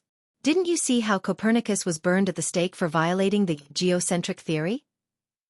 Since Xueqi had crossed into this timeline, maintaining this timeline as the main result had become one of Xueqi's duties. Although I, Xueqi, am also a guy who does not stop causing trouble. Causing trouble is my privilege, okay? You eternal dragons who have been brainwashed by the ancient gods dare to say that you want to destroy the world that I have fought for and destroy my harem? Who am I going to attack if not you? The eternal dragon who claimed to be Andam was so angry that his lungs were about to explode. Perhaps he was Andam, but he could only be the brainwashed version of Andam in that collapsed timeline. He wanted to kill Xueqi. How could Xueqi not want to kill him? In the time gap above the river of time, an eternal dragon and a traveler started a life-and-death duel. In Xueqi's sight, Andam forcibly healed the wound on his chest that had just been pierced by Xueqi. Ha ha ha! Stupid mortal! Nozdormu's lackey, you don't understand the greatness of time and the power of time at all. All your damage is ineffective against me. Ha ha ha ha! Andam laughed wildly. Then, he was slapped in the face by Xueqi. Ha! I don't know why a certain eternal dragon used up 30% of the power in his body to turn time back to a time when he was not injured. Andam's laughter stopped abruptly, and there was clear fear on his extremely anthropomorphic face. Andam the eternal dragon, you can deceive idiots without common sense, but you can't deceive my eyes. Xueqi pointed at his eyes, but he was actually pointing at the system parameter display on his retina. There, Andam's HP bar was full again, but his blue bar had dropped by a full 30%. More importantly, the system determined that Andam's hostile level was not the undefeatable skeleton level, but the rare elite silver dragon level. The fattest thing in this world was of course the boss, but in the normal solo state, rare elites were also a good way to make a fortune. Humph. You know nothing about the battle in the realm of time. Andam roared, and it seemed to spit out a black flame behind him for no reason. Unexpectedly, Xueqi neither advanced nor retreated, and directly took 3 steps to the left. Something strange happened. The next moment, the black flame actually passed through Xueqi's left side. It looked like Xueqi had almost hit the dragon's breath, but he was actually unharmed. Impossible? How can a mortal see through it?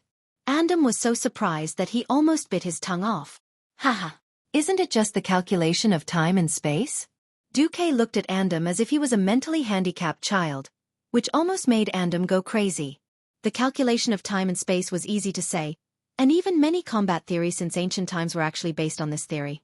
But in the long river of time, who could calculate as accurately as Xueqi? Who had the system elf? Chapter 1079.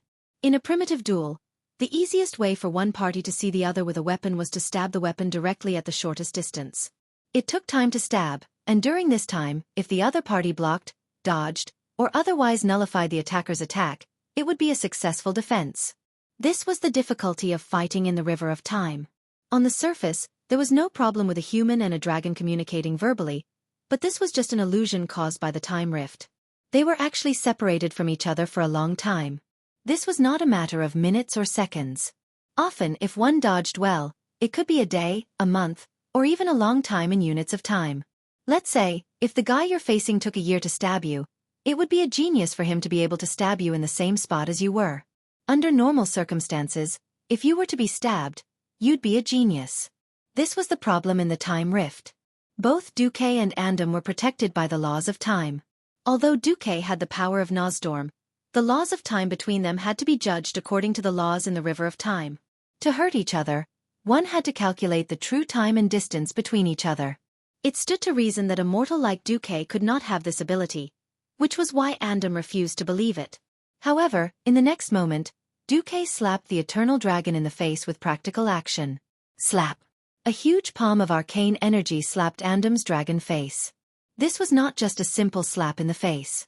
With the power of time in the River of Time, the slap actually collapsed half of Andam's face. On Andam's long dragon mouth, the upper and lower lip muscles that covered the right dragon tooth were all slapped away. Strangely and terrifyingly, there was no blood splattering everywhere, and all the wounds turned into scabs in an instant. It could be clearly seen that many of the dragon teeth in Andam's right jaw had cracks, and then they gave off an ancient feeling. Finally, the teeth fell out. The eternal dragon's strong teeth were not destroyed by the impact, but old, full teeth. Xueqi's magic attack actually attracted the power of time, directly accelerating the decline and aging of the injured part. This time Andam was afraid. He was truly afraid. He flapped his wings with all his might, striving to widen the time distance between him and Xueqi. At the same time he shouted, Your true form is a bronze dragon? Bronze dragon? Chi! Xueqi sneered. At the same time his feet did not stop. I'm not such a high-end existence. I'm Xueqi, a mortal, although ordinary but a little special. While smiling, Xueqi walked towards Andam at a seemingly slow pace.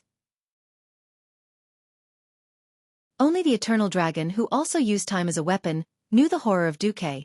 Every step he took seemed to be strolling leisurely, but he actually avoided every unstable node in the dimensional rift, and then stepped on a small tributary that could accelerate the flow of time. The principle behind this method of playing was no different from surfing, but the danger involved and the grasp of time were simply exquisite.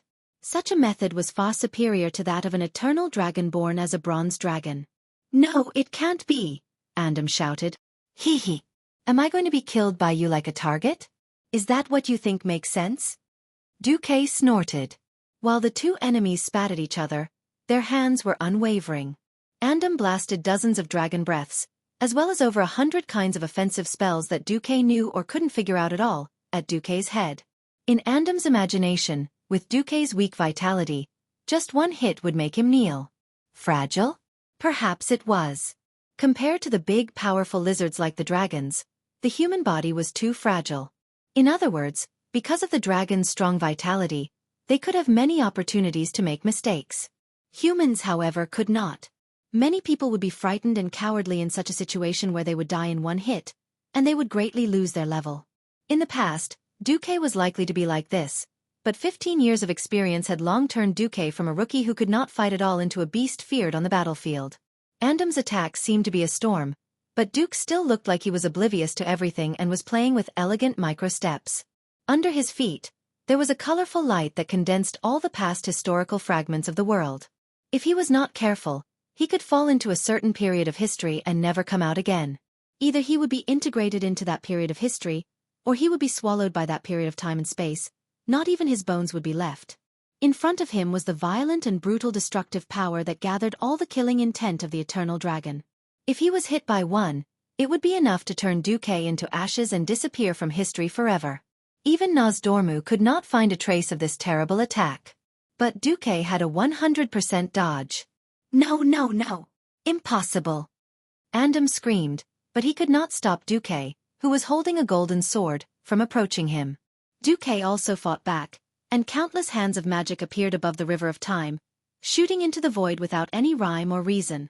It seemed like a waste of magic power to shoot randomly, but when Andam tried to dodge Xueqi's frontal attack, he was shocked to find that those shots actually blocked his escape route. This should be impossible in the domain of the River of Time, where the flow of time was not fixed and could even be said to be quite chaotic. This was like someone firing a shot 100 years ago, and the bullet flew unscientifically for 100 years before accurately hitting the enemy. It was simply absurd. Andam wanted to ignore this fact, but the constant pain coming from all over his body told him that all of Xueqi's attacks were real and not an illusion. He could indeed use special magic to heal his injuries, but unfortunately, Both sides knew that this recovery ability was not endless. This form of recovery by reversing time consumed more magic power than the holy light recovery developed by humans and night elves. No, no, no. Andam screamed incessantly, constantly changing his attack methods in an attempt to hit Xueqi. Unfortunately, no matter what, it was as ridiculous as a mortal trying to chop a ghost to death with a kitchen knife. Unknowingly, Xueqi had arrived in front of Andam and stood still, his face full of sarcasm that made Andam look like he deserved a beating. It's over. Eat my meteor chi explosion. In the river of time, the golden sword light formed one gorgeous arc of light after another, incessantly cutting the eternal dragon's huge body. From the initial 100% recovery, to black blood splattering everywhere, and then to screams, 3 seconds later, when the 1024 sword slashes were finished, the river of time returned to deathly silence. Chapter 1080.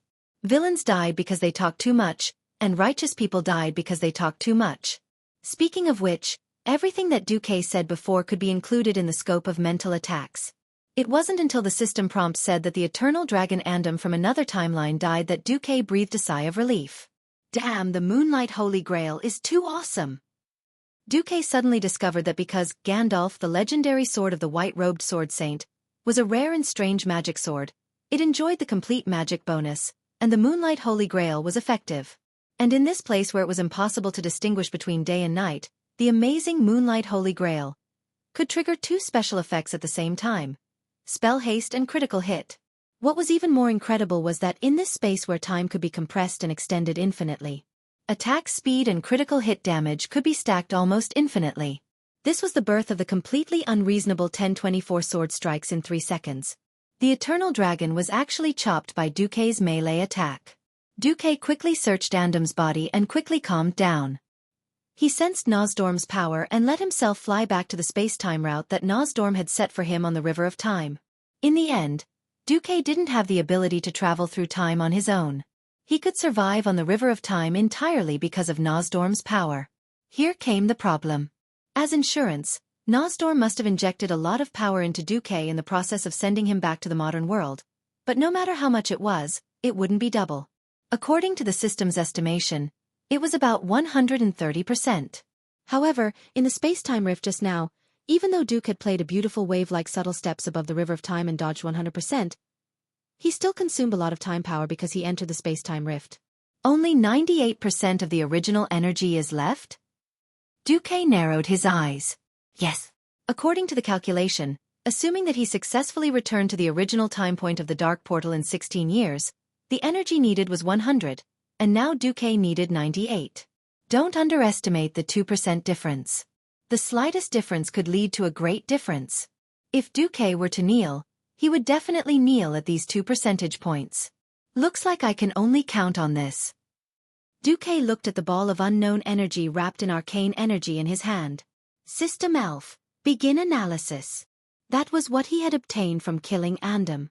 It wasn't a gold coin or a piece of legendary equipment, but a mass of power. Xueqi felt a slight pain in his brain. It was the side effect of the System Elf extracting Xueqi's memories at high speed. As an engineering university student, his knowledge of physics and astronomy was passable. When the System Elf combined a large amount of modern knowledge with the power of time snatched from the Eternal Dragon, and put it together with the arcane Archmage's deceleration tactic for analysis, a mysterious magic tactic barged into Xueqi's mind: time acceleration. Speed up? I can only use this bit of power once. Xueqi smiled bitterly. According to the original remaining power of time, Xueqi would obviously fall into the time period 16 years before the Dark Portal.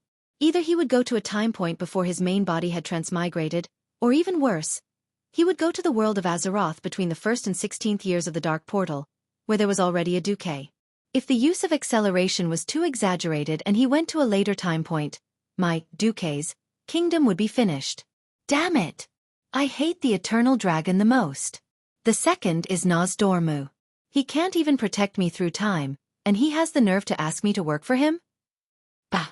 In the future, whoever wants to go can go, but don't ask me and my people to go. Although he was cursing, Xueqi had to restrain his mind and concentrate on the River of Time.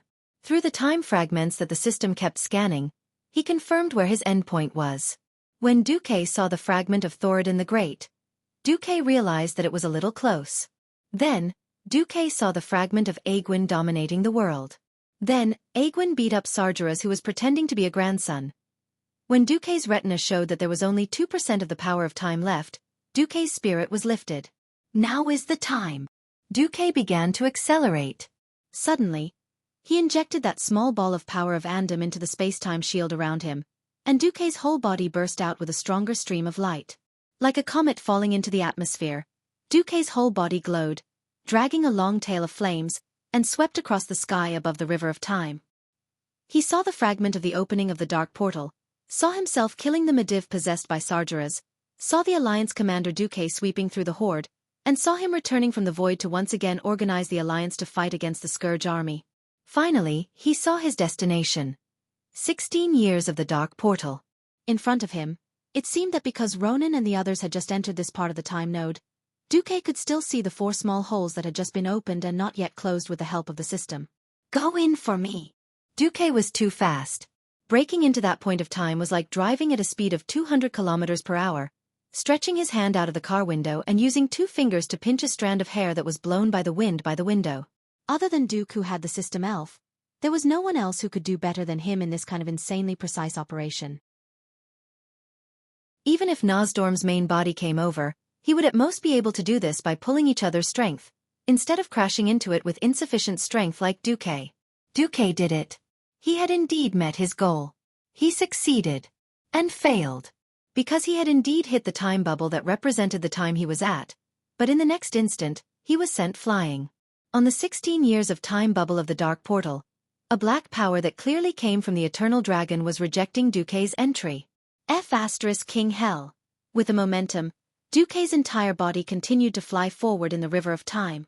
The only fortunate thing was that Xueqi's collision seemed to have finally attracted the attention of that bastard dragon, Nosdorm. Right on top of the huge time bubble, a huge bronze dragon claw reached out and attempted to grab Xueqi, who was flying forward at high speed. Nosdorm failed. He grabbed nothing. Although it was just a little bit off, it was still nothing. Nosdorm. You useless Dragon King. I won't let you go even if I become a ghost. Xueqi was furious. Xueqi cried. Xueqi was in despair. However, at the very end, a sentence suddenly appeared from the system. Analysis of space-time anchor tactic completed. Found the nearest anchor point in front. Do you want to enter? Yes. Xueqi said decisively.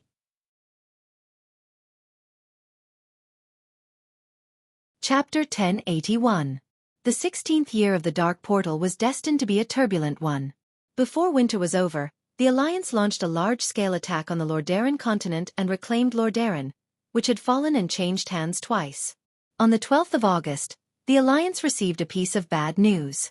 Of the 6 powerhouses who participated in Nosdormu's secret operation, only 4 returned. The old beastman, Brock, died in battle. The tribe did not announce the exact cause of his death. They only announced that he died in the hands of the Burning Legion in a secret operation that could not be announced to the public. Thrall and Grom led the elders of the tribe to attend Brock's state funeral. The other was Xueqi, the former leader of the Alliance. Even though he was cursed by Kill Jaden, he forcefully reversed the curse and banished the power of darkness. He was a great hero who went missing in a secret mission. Although it was not the first time Xueqi went missing, his disappearance this time caused an even bigger uproar. Because the 4 survivors said that a bronze dragon stopped Xueqi, the reaction of several major countries in the Alliance was extremely intense. Queen Sylvanas of the Sin Dorii Kingdom. Queen Gianna of Kul Tiras. Queen Kalia of Lordaeron.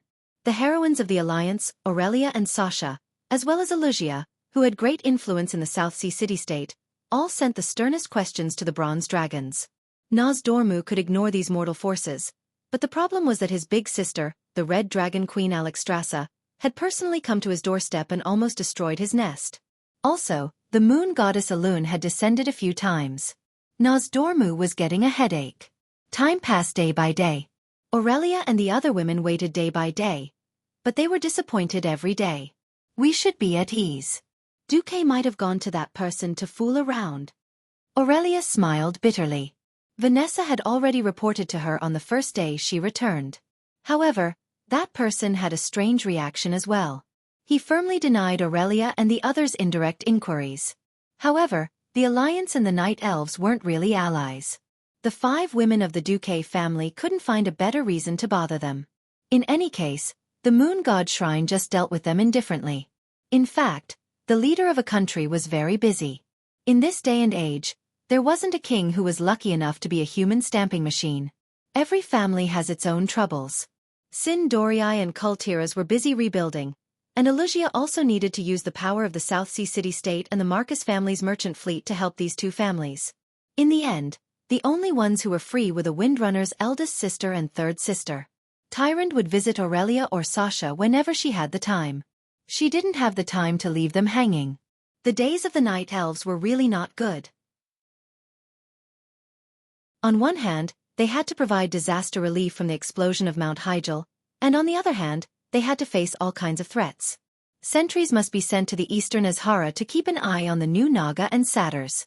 Although the South had once joined forces with the Horde to fight against the Burning Legion, the Horde's continuous requests for logging made the Night Elves very unhappy. In fact, in the Stonedalin Mountains, the 2 races also had border conflicts. On the western shore of the Black Sea, a large number of Night Elves who had lost their homes were waiting for ships to cross the sea. This was because in Teldrassil, Fandral Staghelm advocated to plant a second world tree there. At the same time, he tried his best to negotiate with the Dragon Slumber Shrine, attempting to get the 3 Dragon Kings to continue to give blessings like the World Tree, Nordrassil. In other words, the Night Elves would lose their eternal life and youth. Many elves felt a sense of crisis. In the northern Winterspring Valley, they were invaded by the undead who claimed to be the Forsaken. In the central Fellwood Forest and Grey Valley, the remaining demons of the Burning Legion were still doing evil. Tyrant's claim that they were busy was definitely reasonable.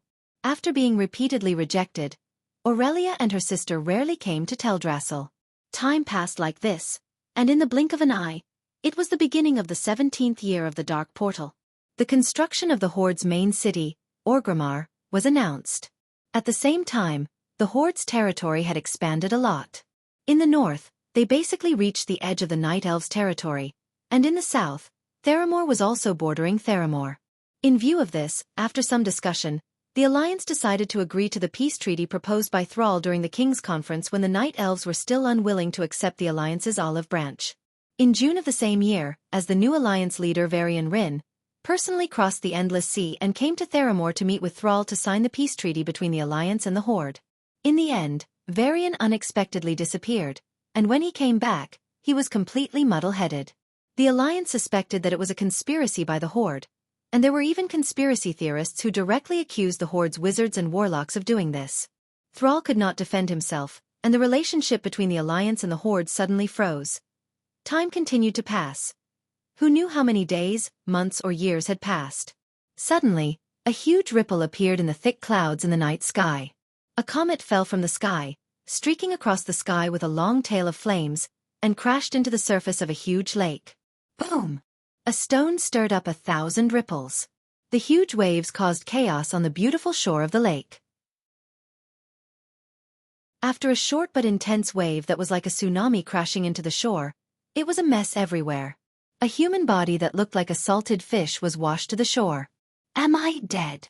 In a daze, the human body only saw a pair of white boots with golden embroidery standing in his blurry vision, and then he lost consciousness. After an unknown amount of time, Xueqi woke up. The moment he regained consciousness, Xueqi felt that something was wrong. Because he found himself tied to an execution rack, and his eyes were blindfolded. Not good, not good. This is definitely not good. Xueqi suddenly broke out in a cold sweat.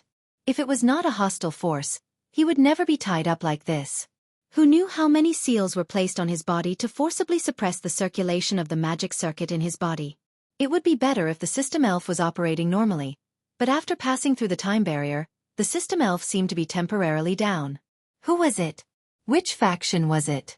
Logically speaking, in Azeroth, it was probably the Forsaken who hated him so much, right? What the hell? Am I really that unlucky? Did I suddenly fall into the hands of those skeletons? Or did history change drastically again, and I came to a time when the situation is collapsing? Suddenly, a deliberately suppressed voice sounded in Xueqi's ear. It was a hoarse voice, And other than judging that it should be a female voice, Xueqi could not tell anything else. Duke Marcus, do you know what sin you have committed?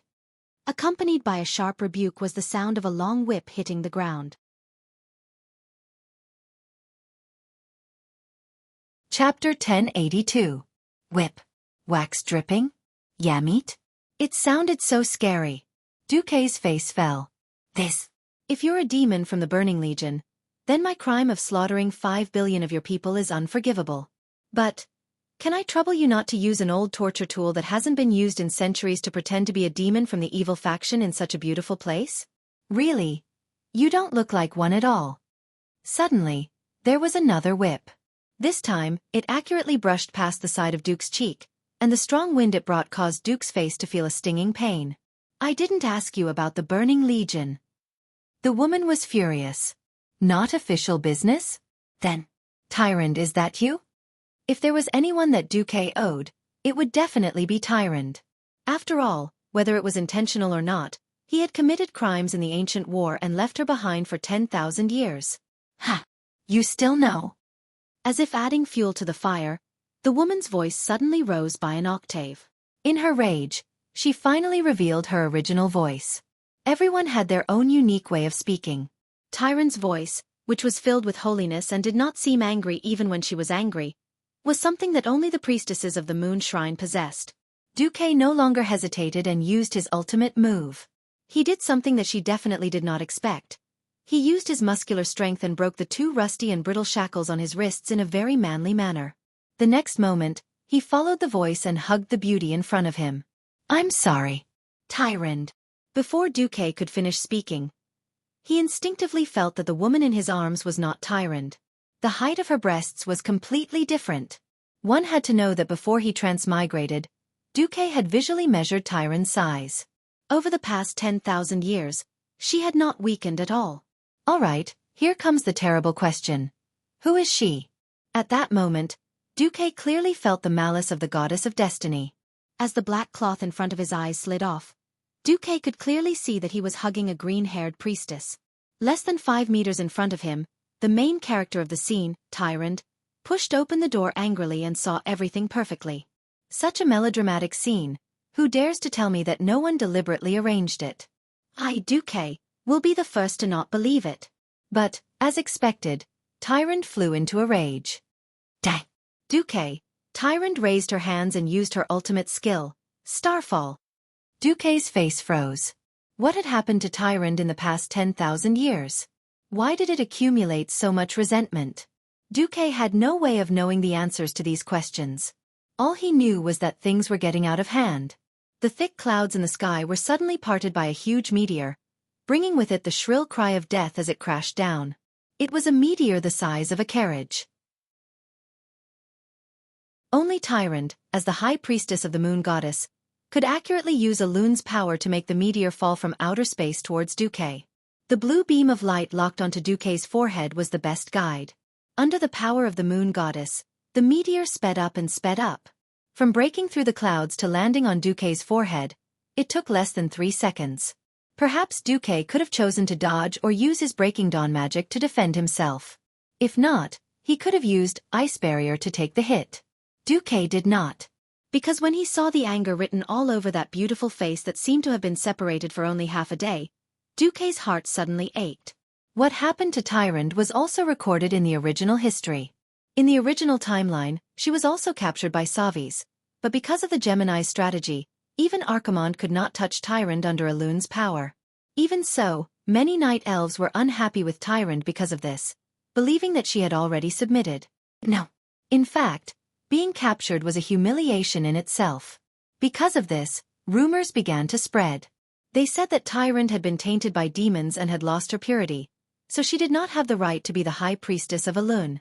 They also said that Tyrande had already betrayed her people like Queen Azhara, but there was no evidence.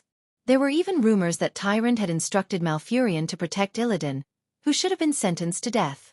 In the original timeline, Tyrande was already so sad. Now that Xueqi was a living witness, Xueqi could totally imagine what kind of scolding Tyrande had endured in the past 10,000 years, such as being despicable, immersed in lust, abandoning the Stormrage brothers, Xueqi silently sensed the falling meteorite from the sky. When the death that fell from the sky smashed the roof and was about to fall on his head, Xueqi still made a heavy decision. It seemed like he had not died for a long time. Then I'll die this time, I owe you. An arcane impact. With only the force of impact pushed the woman in his arms away. Xueqi looked up 45 degrees to the sky, with a faint smile on his face, and opened his arms. Accompanying that resigned expression was the tear that flowed from his left eye. When the meteorite was less than a meter away from Xueqi's head, Xueqi silently mouthed 3 words, yes, no, rise. Then, Xueqi calmly closed his eyes and waited for death to come. Whoosh! Very abruptly, the sound of destruction came to an abrupt end. The once incomparably noisy world seemed to have been erased by the attack of the gods. Death did not come as expected. 1 second. 2 seconds. 3 seconds. When Xueqi could not help but open his eyes again, he saw an incomparably shocking scene. The meteorite that seemed to be able to pierce through a mountain had actually stopped less than 10 centimeters away from his head.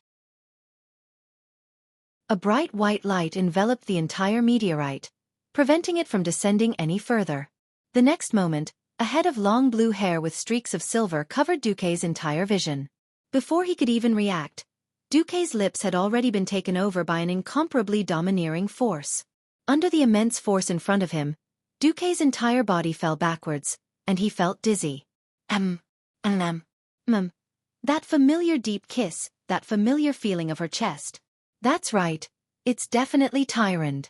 Xueqi was a little confused, but this did not stop him from enjoying the beauty's love. How long did they kiss? Almost to the point of suffocation. It was only then that Tyrande lifted her head reluctantly. Looking at the silver thread that connected their lips, Tyrande's face flushed red in an instant. Bastard! Why didn't you dodge? Tyrande scolded.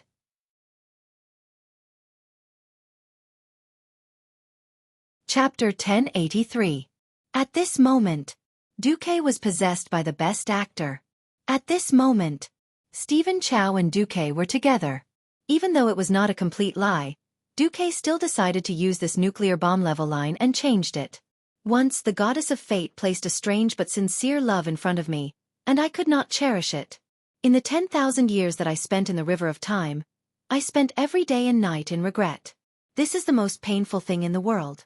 Since the heavens have given me a chance to reunite after 10,000 years, even if I die at the hands of that woman, I will say, I'm sorry but I love you. Bastard, how can I hate you when you're like this? Tyrande's tear ducts burst. Because she was on top and he was on the bottom, her bead-like tears washed Xueqi's face. Xueqi smiled bitterly and touched the side of Tyrande's face. He comforted her gently. It's okay, I'm back now, right? Sob, sob, sob. I'm so touched. I don't hate you anymore. Hearing the crying from next door, Xueqi felt a little awkward. Who the hell are you? Why are you crying too? Tyrande was so angry that she laughed and turned her head. Chandries! This has nothing to do with you. I'll deal with you for imprisoning Xueqi later. Xueqi was dumbfounded. I'm sorry, Xueqi. She's Chandries, my adopted daughter during the ancient war. Sigh. I can't even get rid of her. Sigh. I shouldn't have spoiled this little girl. Please. I'm over 10,000 years old.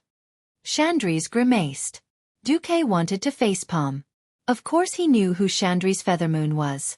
After the cataclysm, the Feathermoon stronghold was on land, and a troublesome hunter kited to Orgrimmar. He wanted to see a good show where the leader of the Horde defeated the leader of the Alliance, but he failed.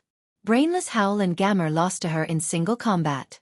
The most overpowered thing was that she had inherited Tyrande's Starfall and Prayer of the Moonlight Goddess, which allowed her to attack the entire screen. He was definitely one of the fiercest leaders in the Alliance. However, this guy was still a one-sided love, and he had been single for 10,000 years. Yes, the one who had a crush on her was Maiev Shadowsong's younger brother, Jared Shadowsong, the de facto leader of the Allied army. Since Tyrande had pointed out Chandries' name, Xueqi had a general idea of what was going on. This was the gushing spring lake of Teldrassil, a giant island in the middle of the sea where only the night elves lived. For some reason, when he transmigrated back to this world, he was discovered by Chandries, who hated him for abandoning Tyrande. If not for Tyrande's arrival, it would have been a melodramatic scene. Now, it could be considered a pass. The house had been destroyed by Tyrant's starfall, and such a huge commotion could not be hidden from the people nearby. After Tyrant sent Chandris to clean up the mess outside, Duque and Tyrant finally went to a room belonging to the Alun sisters to have a good chat. Duque was eager to know what had happened while he was away. Duke, who was the first to enter, was dumbfounded. He cursed on the spot. Holy sh*t. Resentment. Soaring resentment. Thousands of bananas, like dried meat, were hung on the four walls with their eyes wide open. These dried bananas looked like specimens that had lost all their moisture, but still maintained their bright yellow color. They were arranged neatly from floor to ceiling on the 4-meter-tall wall. I suddenly remembered that I have something urgent to attend to. Duque turned around and left. Unfortunately, it was too late. Tyrant still had the holy smile of a high priestess on her face, but her actions were not holy at all. Sister, why are you taking off your equipment if not to run faster in the dungeon? Although he was shocked, Duke's pair of shifty eyes could not move away. Haha. You didn't even want to tell me your real name back then. In the end, 10,000 years later, when your lover found me and told me that you had gone to the ancient war, I found out that Duque was Duque. May I ask, dear Mr. Duque, what urgent matter is more important than catching up? Yes. The world of Azeroth is still waiting for me to save it. Duque said with his head held high. If it wasn't for the fact that you have protected the world of Azeroth for 10,000 years, do you think I would wait for you like an idiot for 10,000 years? Duque clenched his teeth and instinctively took a step back. As he did so, he fell to the ground. Tyrant. We are both people of status. Don't get physical. If you have something to say, let's talk. Fine.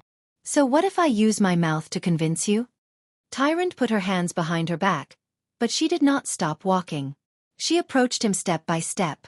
At that moment, Duque finally understood what it meant to fall into one's own trap. Back then, when the 7 great sins broke out, he had given Tyrant 10 terabytes of information. Now, retribution had come. Duque looked at the lingering bananas and finally broke down. Don't scare me. I actually have a weak heart. Tyrant did not say anything. One look from her made Duque's blood flow become uneven. Scream then. Scream then. Here, no one will hear you even if you scream your lungs out. Tyrant used the words that Duque had given her all those years ago. She almost angered Duque to death. Duque was quite strong-willed. When he realized that he would be stabbed no matter what he did, his temper flared up. He put his hands on his waist and laughed out loud. Ha ha ha ha. Tyrant. Have you forgotten? You haven't beaten me even once. Do you still remember the terror of being controlled by Duque's godly sword? Sorry. A certain lover was too unqualified and didn't come for 10,000 years, so I've long forgotten. With that, Tyrant launched an attack. How terrifying was 10,000 years of resentment. One could tell from Duque's pitiful howl. No, don't stop. This battle would later be called the Battle of 10,000 Years by the two of them. This battle was truly earth-shattering and earth-shattering. With the Red Dragon Queen Alexstrasza's blessing of life, countless warriors were quickly duplicated. Billions of soldiers bravely sacrificed their lives for the sake of righteousness. In Duque's mind, this battle was also called the Clone War. Cough cough. Duque came back to his senses, and the first thing he did was to set those banana lords on fire and expiate them. This thing was simply ominous. Of course, what made Duque's head hurt the most was the news that Tyrant told him. What? It's been 20 years since the dark portal? Tyrant said faintly. Yes. We agreed to wait for 10,000 years, but you're 20 years late.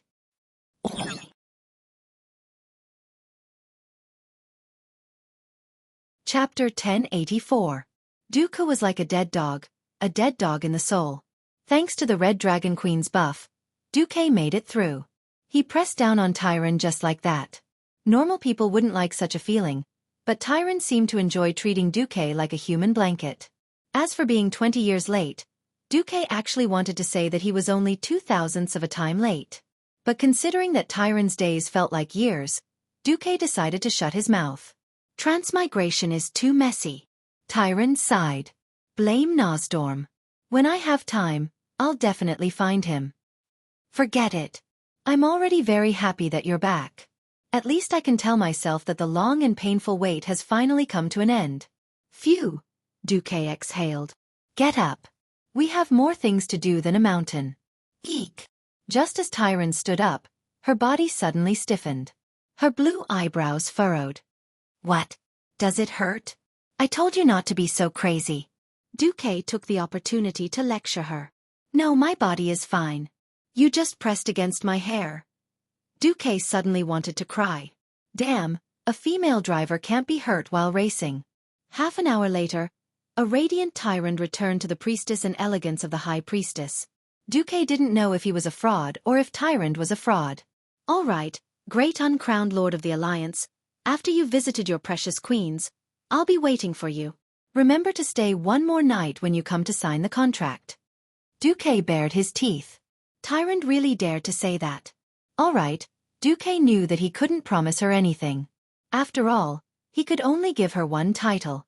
If he gave her one, what about the others?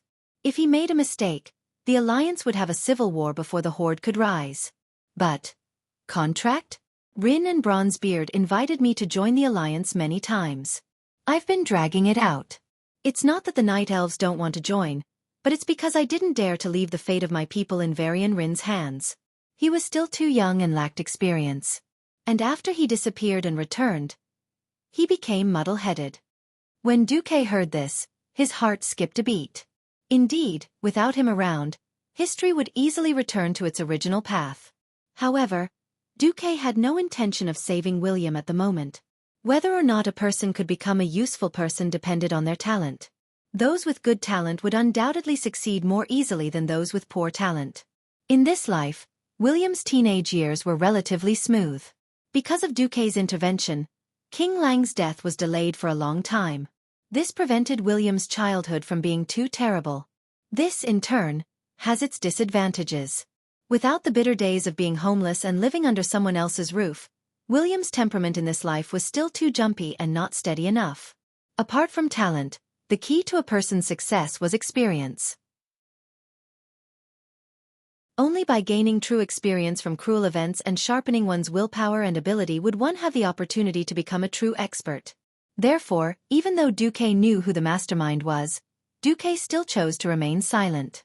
4 years had passed, and the biggest news was Anduin Lothar's death.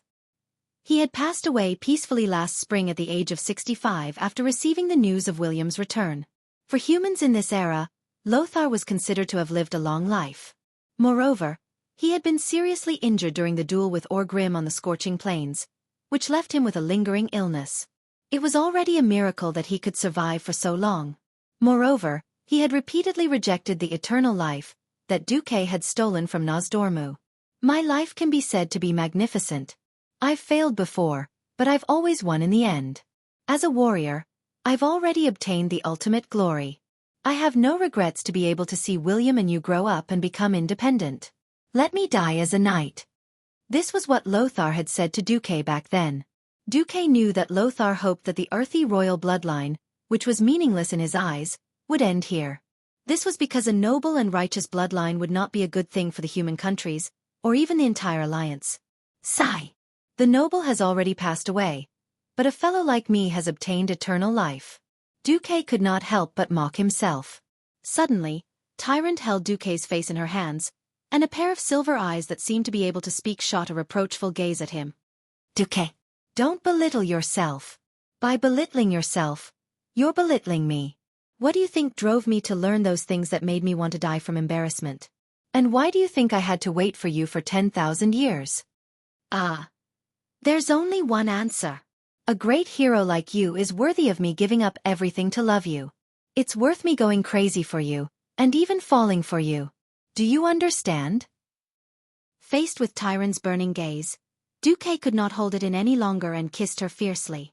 Compared to Lothar's death, what surprised Xueqi more was that Alucia had become the queen of the new Alterac kingdom last year. Alterac's territory included the current South Sea city-state, Gorehold Castle, Terran Mill, and the old broken ridge of the former Alterac kingdom, with South Shore as its capital. Although this had all happened when Xueqi was not around, Xueqi could still understand the context of the matter. His harem seemed to be using this method to maintain their influence within the alliance. Servanas, Jaina, Elucia, and now Tyrant, as well as Kalia, who had always been loyal to Duque, meant that Duque had 5 votes in the kingdom. Moreover, Bolvar for Dragon was the regent of Stormwind, so it was not difficult to convince him. This meant that Duque still had the absolute say in the alliance. Originally, the alliance had a great advantage, but the problem was that in these 4 years, the Horde had risen rapidly. The biggest difference was that in this life, the Horde had accepted goblins into the Horde in advance. He did not know if it was because of the history of the Battle of the Scorching Plains, or because he had personally witnessed the Battle of Mount Hyjal, but the performance of the alliance had deeply stimulated Thrall. As a result, after the goblins on both sides who wanted to earn money through underhanded means were jointly blocked by Jaina and Elucia, Thrall directly threw out an olive branch to the angry goblins. In addition, Anastrian had brought the Forsaken to Winterspring. In terms of results, the Horde had basically surrounded half of the Night Elves' territory. Duque narrowed his eyes, and first drew a circle on the map of the Kalimdor continent, at the place that would become Rustwater Port in the future. We must not let the Horde surround us. What gave Duque the most headache was that in the report that Aurelia had sent to Tyrant, there was a piece of information. A large number of orcs, formerly of the Blackrock clan, had begun to occupy the Blackrock mountain area between the Burning Plains and the Scorching Canyon. They showed signs of colluding with the Black Dragons.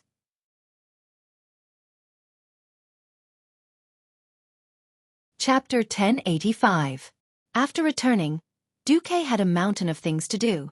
He should have immediately returned to Stormwind, but he owed Tyrant too much.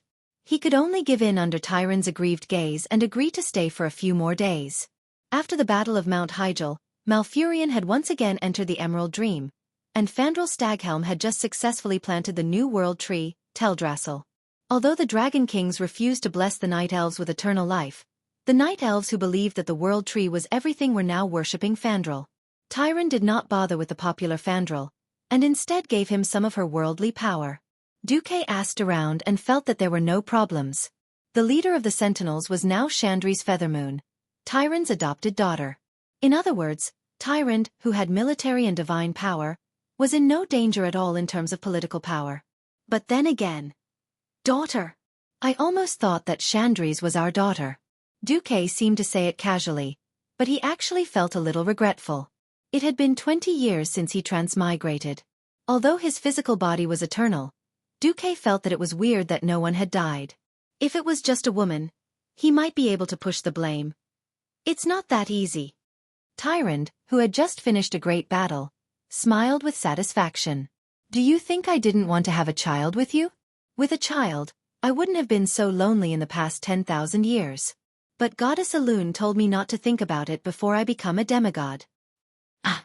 Duque cried out. What? Didn't the goddess repair your soul and expel the power of darkness for you after the War of the Ancients? Yes, that's right. After that, the goddess sighed. It was the first time she saw such a special soul. Tyrant sighed regretfully. Special? How so? The souls of other creatures are fixed. Unless they have a miraculous encounter, their soul capacity will only decrease most of the time. But your soul seems to be able to increase or decrease at will. As long as the core of your soul is not damaged, you can even revive like a demigod. Yes, a mortal who has the chance to come back from the dead like a demigod. Duque's heart skipped a beat, and he suddenly smiled bitterly. He didn't expect it to be like this. Coincidentally, his greatest secret came from his most special soul. Having such a soul is a blessing from the heavens for magic cultivation.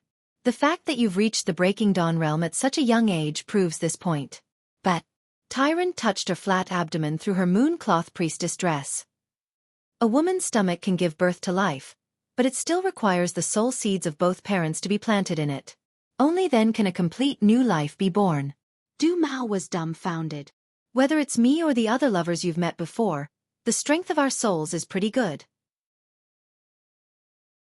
Unfortunately, it's not strong enough to bear your soul seed. That's why I'm willing to be your lover, not your wife. Tyrant hugged Duque tenderly. Is that so? Duque was so shocked that he didn't know what to say. There was a faint bitter smile on Tyrant's pure face. Of course it's true. Didn't you see that our goddess had no choice but to give herself to Lord Malorn? Only the strongest demigod can barely become the partner of a true god. Back then, our goddess had forcefully suppressed her own power to give birth to the demigod Cenarius. On the other hand, if you can become a demigod, you might be able to control and suppress the power of your own soul and give us a child. Xueqi's heart was in turmoil. Damn, there's actually such a thing. It was very mysterious and very nonsensical, but Xueqi's intuition told him that it was all true. Xueqi secretly asked the system elf, and received a similar feeling. My apologies. Ever since you became a radiant moon wizard, your soul power has far surpassed that of a woman in the hero domain. I had no choice but to forbid you from leaking your soul power. Otherwise, every time you use your divine sword, you'll instantly give your opponent 100 radiant moon. Oh, I mean Breaking Dawn level, Spirit Blast. If you want to take someone's life, I can help you open the door to your soul. Dooku was also helpless when this matter was brought up. But deep down, Xueqi didn't want to suppress his power to give birth like a loon. Which father didn't want their offspring to surpass their parents? The demigod Cenarius sounded very cool, didn't it? Grandpa Roar could kill him with one chop of his axe. In the ancient war, although the wild boar gods and bear gods weren't as weak as trash, they weren't strong enough. They were almost wiped out by the Burning Legion at their peak. At this thought, Xueqi let out a turbid breath. It seemed that he had to break through the Breaking Dawn level and become a demigod as soon as possible. At the demigod level, he would at least have a true immortal body. For example, White Stag Malorn. After he died in the ancient war, Elun didn't even cry, because Malorn didn't really die. Another example was Medivh, who was said to have died in Karazhan. When the Calamity Army arrived, his mother made a move, and immediately believed in Brother Spring and revived on the spot. Pursuing immortality? It seems that I'm still a normal person. While Xueqi was mocking himself, he suddenly felt waves of spatial fluctuations. Tyron's expression darkened. Your lovers really do send people to keep an eye on me 24/7. I wanted to monopolize you for a few more days. Xueqi rubbed his forehead and thought, they're already giving you a lot of face. Otherwise, they would have attacked you immediately. How could they wait for more than a day? You've already made such a big commotion with Starfall. How can you hide it from them? Dark Portal, Year 20, December 25th. Many Alliance queens and important figures suddenly visited Teldrassil. Seeing Chandri stuttering as she sent a message saying that the Alliance queens had suddenly arrived, Tyrant elegantly let go of Xueqi's hand, tidied up her clothes and smiled. Let them in. The door opened, and Sylvanas, who couldn't hold herself back, was the first to rush in. She pressed Xueqi down and kissed him passionately. Elusia and the rest surrounded Duke gently, waiting for Sylvanas to finish venting his feelings before going up to him. Only Aurelia walked over and extended her right hand to Tyrant. Should I say welcome? Tyrant smiled like a flower. Time travel is a terrible thing, but this is good. At least in the calendar, I'm Xueqi's first woman. Aurelia rolled her eyes.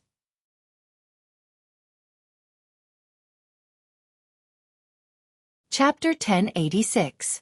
Just then, Jaina walked over and teased. I wonder which high priest said that he was only poisoned and then saved by a guy called Dukong? Tyrant leaned over and whispered into Jaina's ear. Are you going to admit to a stranger that you don't know well that you were taken captive on the battlefield, and that you lost both your body and mind, only to find out that he was the strongest traitor in the Burning Legion, and that you turned the tides and became a great hero? You didn't lose anything, and you even received the approval and blessings of your goddess? Tyrant's matter had been thoroughly investigated by Vanessa after she returned. All the women in Xueqi's harem knew about it. Even though they knew, they still felt that it was very mysterious. The leaders of the allied nations that had no interaction with each other before the Battle of Mount Hyjal had already been taken care of by their own men in the future. Just thinking about it made their heads burn. Aurelia wasn't angry at all. Instead, she smiled and asked, why didn't you confirm it before the Battle of Mount Hyjal? Tyrant shook her head. The great hero I know, Dukong, is a superhero who has the blessing of the moon goddess Elun and the blessing of the life-giver. During the Battle of Seamount and Mountain, Xueqi didn't have these two blessings. So that's how it is. All right, sisters. Sylvanas finally finished eating and pulled up Xueqi, whose upper body was covered in lipstick marks. Since that bastard Xueqi is finally willing to return from the River of Time, Let's celebrate. Aurelia, Sasha, Elucia, Jaina, and Tyrant all raised their hands in excitement. Oh, hooray! Duque, don't think that just one more vote is enough. Accept your fate. Seeing the excited harem, Duque was embarrassed. All right. Luckily, I have Alexstras's blessing. If the Red Dragon Queen knew that Duque used her blessing like this, would Duque be beaten to death? This could also be considered as some kind of happy trouble. On that day, it was rumored that someone had seen a few sexy Christmas girls at the gushing spring lake going in and out of the place where Duque was staying. There was even a general of a certain sentinel troop who claimed that he saw his beloved adoptive mother wrapping a red ribbon around him, treating him as some kind of Christmas present, and putting him into a big Christmas gift box. Of course, a certain someone seemed to have been forced by a certain high priest to swear that he had never said such a thing. All the trifles were tidbits of news, not worth mentioning. There was only one piece of news that swept across the entire Alliance and Horde in the shortest time possible. The great hero of the Alliance, Duke Marcus, who had saved the world many times, had finally returned from the River of Time. On the same day, the Night Elves reached an agreement with the Alliance and announced that they would join the Alliance. After receiving the news, Thrall, who was patrolling Orgrimmar's Valley of Power, suddenly smiled bitterly. Should I say, as expected of Duke Marcus? Beside him, Grom, whose hair had already turned white, suddenly said, I wouldn't be surprised at all if it's him. Unfortunately, he's not from the tribe. Indeed. Thrall didn't even need to open the map to know how disadvantageous it would be for the Horde if the Night Elves joined the Alliance. Grey Valley itself was the traditional territory of the Night Elves. Even if his subordinates yelled, if the elves don't want to give us more wood, we'll get it ourselves, Thrall had never thought of waging war with the elves. The elves were not a weak race.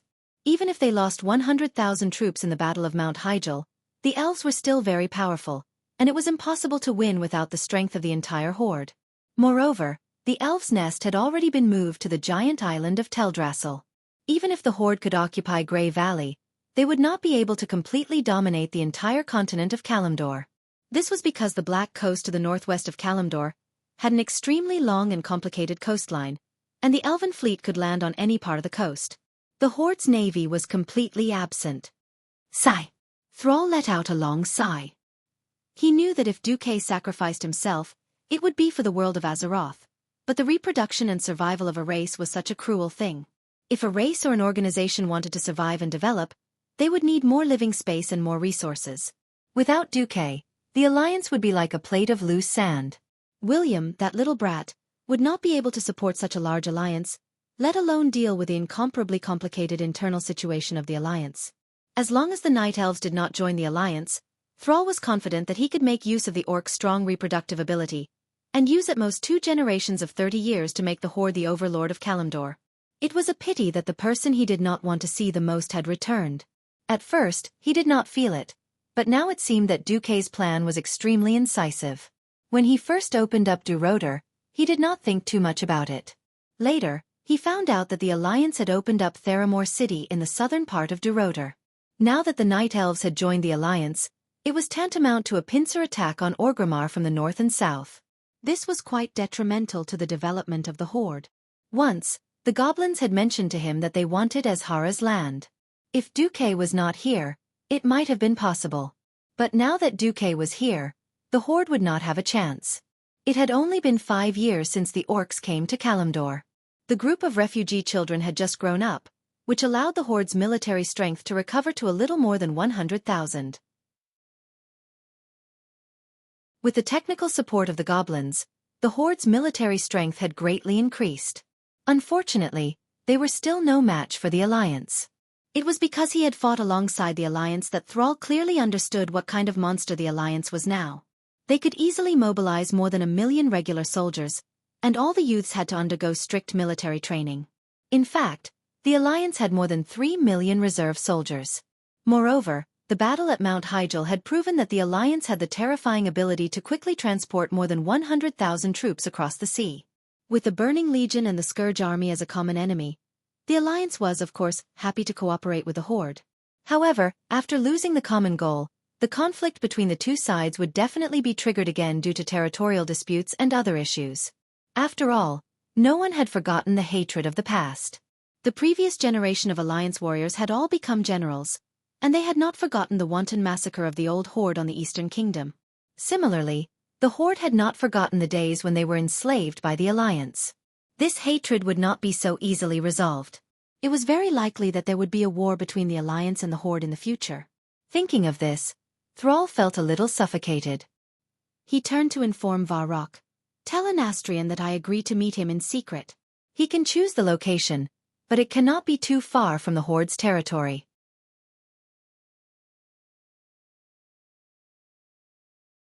Chapter 1087. Grom was a little surprised. "You want to use those bones?" Thrall didn't care. Ever since the battle at the Dark Portal, the Horde has been using the Death Knight tradition, hasn't it? Orgrim did it, and so did the former chief Nazul. Grom shook his head. "I mean, aren't you afraid of angering the Alliance?" Thrall smiled. "That's why it's a secret meeting. As long as the Alliance doesn't declare war on the Horde, the Forgotten Ones won't join the Horde." Grom sighed. "You've really matured."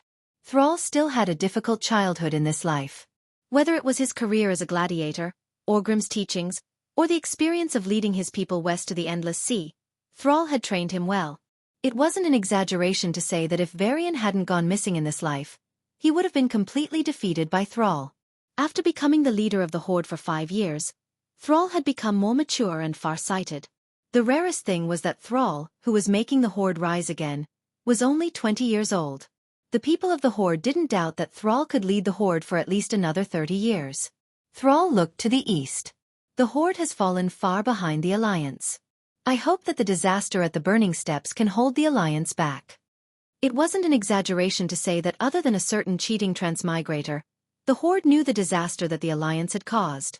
That was because the ones who led the trouble at the Blackrock Mountain were the 2 sons of the first chief, Red Blackhand and Maim Blackhand. Thrall had originally lamented that the Alliance had completely dominated the Eastern Kingdom and was far stronger than the Horde. Now that he received this news, Thrall only wanted to laugh. The location of the Burning Steps was too important. It was located in the core area of the southern continent, but the geographical conditions were extremely harsh.